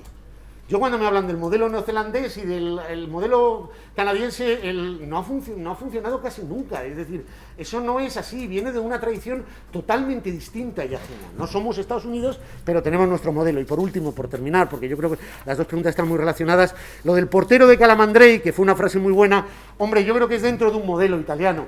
Es verdad, él lo que quería decir es que el sistema no era exactamente concentrado, sino que tenía una parte, quería recalcar, digamos, las dos partes. Es verdad que el acceso al tribunal a través de la cuestión es muy importante. Lo que podemos llevarnos de mérito es pensar que el Tribunal Constitucional italiano logró adecuar el ordenamiento a la Constitución, logró funcionar muy bien, logró hacer sentencias aditivas con un Parlamento paralizado, etcétera, etcétera, etcétera, sin recurso de amparo, sin recurso de inconstitucionalidad, solo con la cuestión de inconstitucionalidad. Esto es mucho, y con la doctrina. Es decir, no es necesario un mecanismo como el recurso de amparo para que el Tribunal Constitucional cumpla su función. Eso es lo primero. Y luego, pues efectivamente, es el portero, pero no quiere decir que no tenga nada que ver. Por ejemplo, ahora, en los últimos años, la exigencia de interpretación conforme de la ley para presentar la cuestión cambia mucho el papel del juez ordinario. Nunca han olvidado el Tribunal Constitucional el papel del juez ordinario. No es un portero. Digamos que viven juntos en el mismo piso y uno pregunta al otro, si quieren ustedes. Es decir, lo del portero quería indicar que era una cuestión prejudicial. Al propio Calamandrei le interesaba mucho para separar una cosa y la otra. Y las críticas que hacía a la cuestión de inconstitucionalidad eran por la estructura que tenía la cuestión de constitucionalidad en 1950, cuando habla en autoridad judicial y poder judicial, porque no se publicaron las sentencias desestimatorias, porque no había plazo para una y otra, y por lo tanto él mismo modificó su posición sobre la cosa juzgada. Pero bueno, el juez, la idea es, el órgano básico para adecuar el ordenamiento tiene que ser el poder judicial ahí, en relación con el Tribunal Constitucional, pero el juez, la judicatura ordinaria es básica, como en la propia protección de tutela. Si no estamos construyendo un mito, primero el tribunal, ahora los parlamentos en el constitucionalismo popular, dialógico, etcétera, que no sé si funcionará. Ya está. Gracias. Bien, pues entonces las tres personas que querían intervenir aquí, por favor, pueden levantar la mano. Bueno, pues le vamos a dar la palabra a Juan Antonio García Amado, en primer lugar. Bueno, qué gusto volver a verte después de 20 años, querido Augusto, enhorabuena por tu exposición. Rápidamente, tres cosas muy rápidas. dos que serían conceptuales y otro un comentario ultra rápido. Primero sobre el asunto de la cosa juzgada. Bueno, como por la que alguna cosa yo la entendí mal, pues me disculpo y no me hagas caso. Yo me pregunto, ¿cómo no va a ser cosa juzgada la sentencia que considera constitucional la norma legal sometida con todo abstracto? Si por definición tiene que ser cosa juzgada la norma que declara inconstitucional esa ley. Es que si no la asimetría es totalmente destructiva. Es decir, cuando el tribunal declara inexequible, seguimos haciendo un caso a los medios o inconstitucional o norma legal, la saca del sistema. Con respecto cuando dice que es constitucional la deja, pero entonces venimos de esa doctrina y decimos, pero hay que poder seguir disparándole hasta que la tumbe. Hombre, esa es una asimetría que pone en muy mal lugar a la ley, como se decía Pablo.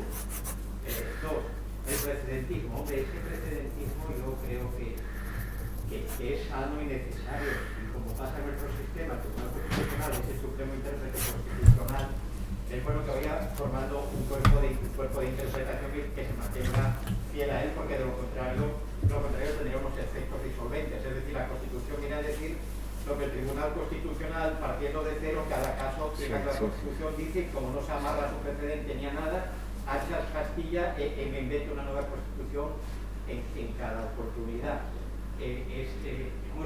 Todas esas rigideces van de la mano con que el Tribunal ya sabemos que puede actualizar su propia interpretación, pero no, sobre todo yo diría, cuando hace control abstracto, sino cuando resuelve lo que España sería recursos de amparo, es decir, acciones protectoras de derechos fundamentales. Y por último, el comentario.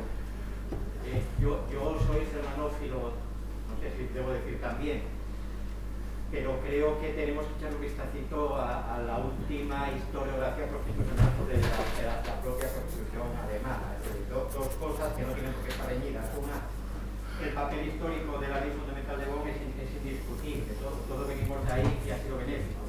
Pero yo, que en esa línea estoy dispuesto a defender hasta donde hiciera falta la Constitución alemana, no defiendo el constitucionalismo alemán. El constitucionalismo alemán, desde los años 50, 60 y 70, un constitucionalismo radicalmente reaccionario. La sentencia de la Bundesverbot, por ejemplo, la firma Willy Keiger, que había sido fiscal nazi en Austria, ¿no? Y entonces el constitucionalismo alemán de esos años es el constitucionalismo de constitucionalistas ultraconservadores, un 50% como mínimo antiguos nazis, y tiene como función cerrar la puerta desde su proclamación de la Constitución como orden objetivo de valores.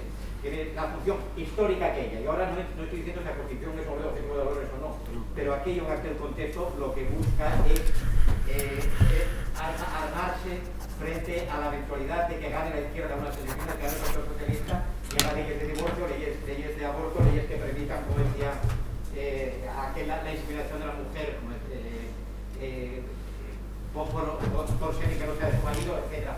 Les obsesionaba eso como religiosos ultras y políticos ultraconservadores que en gran parte venían del nazismo. Entonces, construyen la doctrina que permiten hacer allí y entonces, insisto, con independencia de lo que pueda ocurrir en otros lugares, permiten hacer un control de constitucionalidad en el cual la Constitución viene a ser el dogma católico de una iglesia preconciliar. Bueno, yo defendería a la Constitución alemana, pero la liberaría de aquel constitucionalismo, y entonces podemos decir, con lo constitucional ya acabó.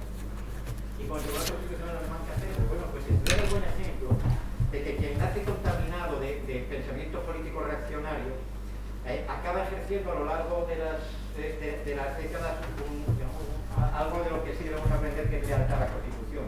Acaba desvinculándose de la política partidista y se produce ese efecto que por lo demás ya era conocido también el constitucionalismo norteamericano, que es que le salen ranas a los partidos, muchos de los magistrados y magistradas que nombran, ¿no? De ahí es de donde debemos aprender, no de una doctrina constitucional plagada de fascismo en sus orígenes, sino de una práctica constitucional de unos magistrados que dejan de lamerles las partes pudendas a los políticos que los nombraron y que los querían culpar. Eso era todo. Sí. Empezando por el final, Dos preguntitas más, para que la misma Vuelven a levantar la mano, por favor. Nombre y la pregunta con brevedad. Mi nombre es Yasema Tenorio y bueno, es un poco de pregunta. Realmente nada más es, bueno, las determinaciones que emite el tribunal hace una interpretación, o sea, mi pregunta es si hace una interpretación realmente con, o sea, la conveniencia de la situación del caso concreto, porque entonces estaríamos hablando de que por cada situación hace una interpretación. No. Y de ser así, creo yo, no sería como funcional, pero no sé si para usted sería funcional si en la actualidad se está haciendo así. Muy amable, gracias. Y por último, ¿quién había levantado la mano? Allá. Nombre, nacionalidad, si lo desean. Yo rápidamente, creo que ya lo ha tocado un poco, pero ahora que mencionaba la cuestión de la Constitución Constitucional, me recuerdo un texto del profesor Víctor Fernández Covella, sí. La triple presión democrática de la justicia, que hay plantear precisamente una posibilidad de diálogo, aunque ya sé que usted ya lo comentó, del legislador de poder obligar al Tribunal Constitucional mediante la publicación de otra ley semejante a que el Tribunal revise su doctrina. Entonces no sé si sí. creo que ya se ha ido.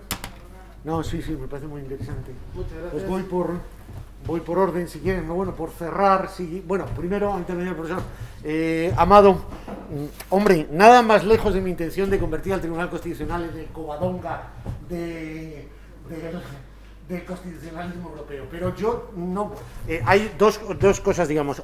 Es verdad que la democracia, que el sistema democrático y la concepción democrática alemana de los años 50, etcétera, tiene una parte, por ejemplo, la democracia militante, la obligación de jurar y prometer la Constitución, etcétera. La idea era aquella que es muy particular alemana, muy particular de la situación alemana. Y es verdad que la historia alemana es la que es decir, eso que se tuvo, sabe el profesor Amado mucho mejor que yo lo que es y lo que se tuvo que utilizar, etcétera. Ahora, tanto, yo creo, como llamarlo fascismo, yo creo que el tribunal tuvo sus épocas, efectivamente, que tuvo sus momentos, frente al intento de configurar a la Constitución como un orden objetivo de valores cariñosamente criticado de todas maneras por Fausto, pero más o menos tal, ahí estuvo enseguida con Ragese, que introdujo lo del elemento objetivo de los derechos fundamentales para rechazar lo de los valores. Es decir, yo creo que las dos, es verdad que eran muy conservadores, como lo son en los años 90, Kirchhoff y compañía, esa mezcla entre el derecho administrativo y el constitucional, pero es verdad que había de todo un poco, digamos. Es decir, yo no creo que el propio Hesse, que Venda, etcétera, sean exactamente ultraconservadores o fascistas. Yo creo que se compaginaron y que la parte, digamos, menos inclusiva no terminó ganando. De hecho, permitió que después la misma interpretación, dándole una pequeña vuelta, integrara todo el tema de la unificación alemana, etcétera. O sea, creo que no hay que caer, efectivamente, no hay que caer en el paparatismo de ningún tipo. Lo que pasa es que hablando de tribunales constitucionales en Europa hay que hablar, a mí me gusta más el italiano, pero hay que hablar del alemán, porque yo creo que el modelo español, el colombiano y tal, es el modelo de tribunal constitucional alemán, básicamente porque es el modelo de derechos fundamentales que construye el alemán, y el modelo de derechos fundamentales muchas veces lleva al modelo de tribunal constitucional. La ponderación ahora parece que es utilizada mundialmente, etcétera. Claro, hasta hace poco mexicanos, argentinos, etcétera, este tema de la ponderación, los italianos, es decir, utilizan utilizan la proporcionalidad, lo sé, pero quiero decir, la razonabilidad, etcétera, se pueden utilizar otros conceptos. La impregnación alemana en la doctrina española, más que en la Constitución, y en eso ha pasado en Latinoamérica, es así. Yo no creo tampoco que sea exactamente, digamos, tan dogma católico, pero bueno. Sobre el precedentismo, efectivamente era una falacia, que le diría el profesor de ciencia mía. Claro, si le llamas precedentismo ya está mal, ya la palabra es connotativa. Quería decir, el abuso de la cita jurisprudencial. Tiene que haber jurisprudencia, por supuesto, una línea jurisprudencial. Es más, lo que se les nota muchas veces es que no la tienen porque van al caso muy concreto, efectivamente, porque buscan mucho significarse con el caso, pero a veces parece excesivo, que es además el uso del sistema informático y tal, lo de las excesivas citas que no se corresponden con un precedente real. Lo de la cosa juzgada sí sería más para hablarlo, porque efectivamente hay varios países, España y Italia muy significativamente, donde se considera que no existe la cosa juzgada, es decir, en el sentido de que se puede preguntar exactamente lo mismo y el tribunal puede decir que es manifiestamente infundado o puede admitir sin razonar, es decir, no como en Alemania o como, por ejemplo, en Italia es clavado. Y el argumento de que no exista cosa juzgada es la particularidad del Tribunal Constitucional. Efectivamente, se acepta, yo lo he dicho, que las sentencias tienen distinta naturaleza, según sea estimatoria o desestimatoria. Tienen distinto objeto y tienen distintos efectos. En Italia, para remarcar la particularidad del juicio a quo, juicio a quem, y en España, porque nos tragamos la interpretación de Capelletti y de Espósito, que hablaba de que, uno, cómo corregir los errores, dos, cómo participar los ciudadanos, tres, que el tribunal no hacía interpretaciones auténticas porque no era el órgano, y cuatro, sobre todo, lo de no petrificar la jurisprudencia permitiendo preguntar, etc. Frente a eso, desde siempre ha habido gente, nuestros procesalistas, que han dicho tiene cosa juzgada con efectos generales, perdón, en el límite objetivo, efectos generales en el elemento subjetivo, pero con un elemento objetivo, un límite objetivo de la cosa juzgada, de que si la cosa cambia, cambia. Es decir, hay quien ha insistido en el factor temporal, en el propio órgano, hay quien dice, yo creo muy inteligentemente Garronena, que cuando hay una vía distinta, es decir, entonces sí se puede volver a preguntar y cuando no, o sea, recurso más recurso no parece, cuestión más cuestión sería posible si la cuestión es distinta, pero recurso más cuestión, como son vías distintas, ya no jugaría el principio de cosa juzgada. Eso, por ejemplo, lo dice Garronena, Arzamendi, etc. Se ha impuesto la idea de Rubio desde el principio, la idea de Enterría, de que no jugaba el concepto de cosa juzgada en España. En cambio, Favora, Vignola, los italianos, etcétera, no solo han dicho eso, sino que han dicho exactamente lo que usted dice, y han dicho que se podía construir con una cuestión de cosa juzgada, o bien entendiendo el elemento juzgado como la situación normativa, y que hasta que no cambie la situación normativa, se puede volver a preguntar. Ruggeri tiene un libro ya en el 90 que llama Historia de un falso, la no eficacia de cosa juzgada de las sentencias desestimatorias, entendiendo exactamente lo que usted dice, pero en general lo que se ha impuesto es lo otro, es verdad, y ya está. En este sentido yo creo que, aunque el debate de solo lo de la Constitución, creo que lo tengo, la situación del caso concreto que preguntaba, al revés, el sistema alemán más bien, y el sistema con el que jugamos en España también de la vinculación, es lo contrario. En vez del caso concreto y la comparación estilo precedente americano, si quiere, es al revés, es decir, es interpretación general. Vincula una interpretación que haga de una ley el Tribunal Constitucional en la ratio decidendi, independientemente de que solo haya sido una vez y lo haya dicho una vez. Claro, esto tiene una enorme inseguridad jurídica, porque ¿dónde está? ¿Dónde se encuentra? ¿En qué parte estamos sometidos? Porque no se lo vincula a esto, sino de otra manera distinta al Tribunal Europeo, de otra manera distinta el de la Unión, pero esto genera, fíjese la práctica española de no meter las sentencias interpretativas en el fallo, es decir, de no decirlo muchas veces en el fallo. Luego, con la sentencia interpretativa se puede jugar de muchas maneras. A veces la sentencia interpretativa es realmente manipulativa o aditiva. ¿Por qué? Porque el tribunal dice que la ley no es inconstitucional, dándole un significado que bajo ninguna condición, ningún operador jurídico le hubiera dado. Esto pasa mucho en la sentencia de Cataluña a veces. Por salvar el texto, terminan dando interpretaciones que no son. Pero la idea precisamente alemana, digamos, y española de la Bundeswirkung, al menos, en contra de la idea de precedente americano, lo que sea, es que no es el caso, sino la interpretación abstracta. Por eso la diferencia de los dos. Y por último, es verdad que hay autores, Ferreras, Oballón, etcétera, que lo dicen. Ferreras es muy suave, partió de su primer libro sobre la presunción de constitucionalidad, y en esto es muy suave, no se llega mucho a pronunciar. Yo creo que llegamos a un momento en que lo de fijarse en la vinculación solo en relación con la reproducción de la ley es un poco raro, porque no se suele producir, y si se produce inmediatamente es una violación constitucional clarísima, es una crisis de poderes, como se produjo en la sentencia catalana en la Primera República, cuando hicieron una ley, el Tribunal de Garantía del Ordenamiento Constitucional, al día siguiente el Parlamento hizo otra ley. Esto estuvo a punto de darse en el Tribunal ahora en la situación catalana, etc. Es decir, es un supuesto muy de laboratorio, y si es muy distinto, pues, en fin, ya es otra cosa, si quiere. Ahora, es verdad que hay países, por ejemplo, la Sala Primera del Tribunal Constitucional alemán ha dicho que su interpretación de la Constitución no vincula al legislador, que podría repetir la sentencia. En una línea muy de ampliar, también es curiosamente la Sala que menos le gusta la proporcionalidad o la de amplio, y que es más partidario de la teoría estricta interior, de la delimitación interior de los derechos fundamentales. O sea, que habría que hablar. En general, yo creo que esto se ha utilizado en España, se lo digo, o sea, que es un supuesto de laboratorio, que no debíamos, el judicato constitucional lo llama Crisafulli para otra cosa, para la imposibilidad del legislador de sanar las situaciones declaradas inconstitucionales y abiertas por una ley inconstitucional.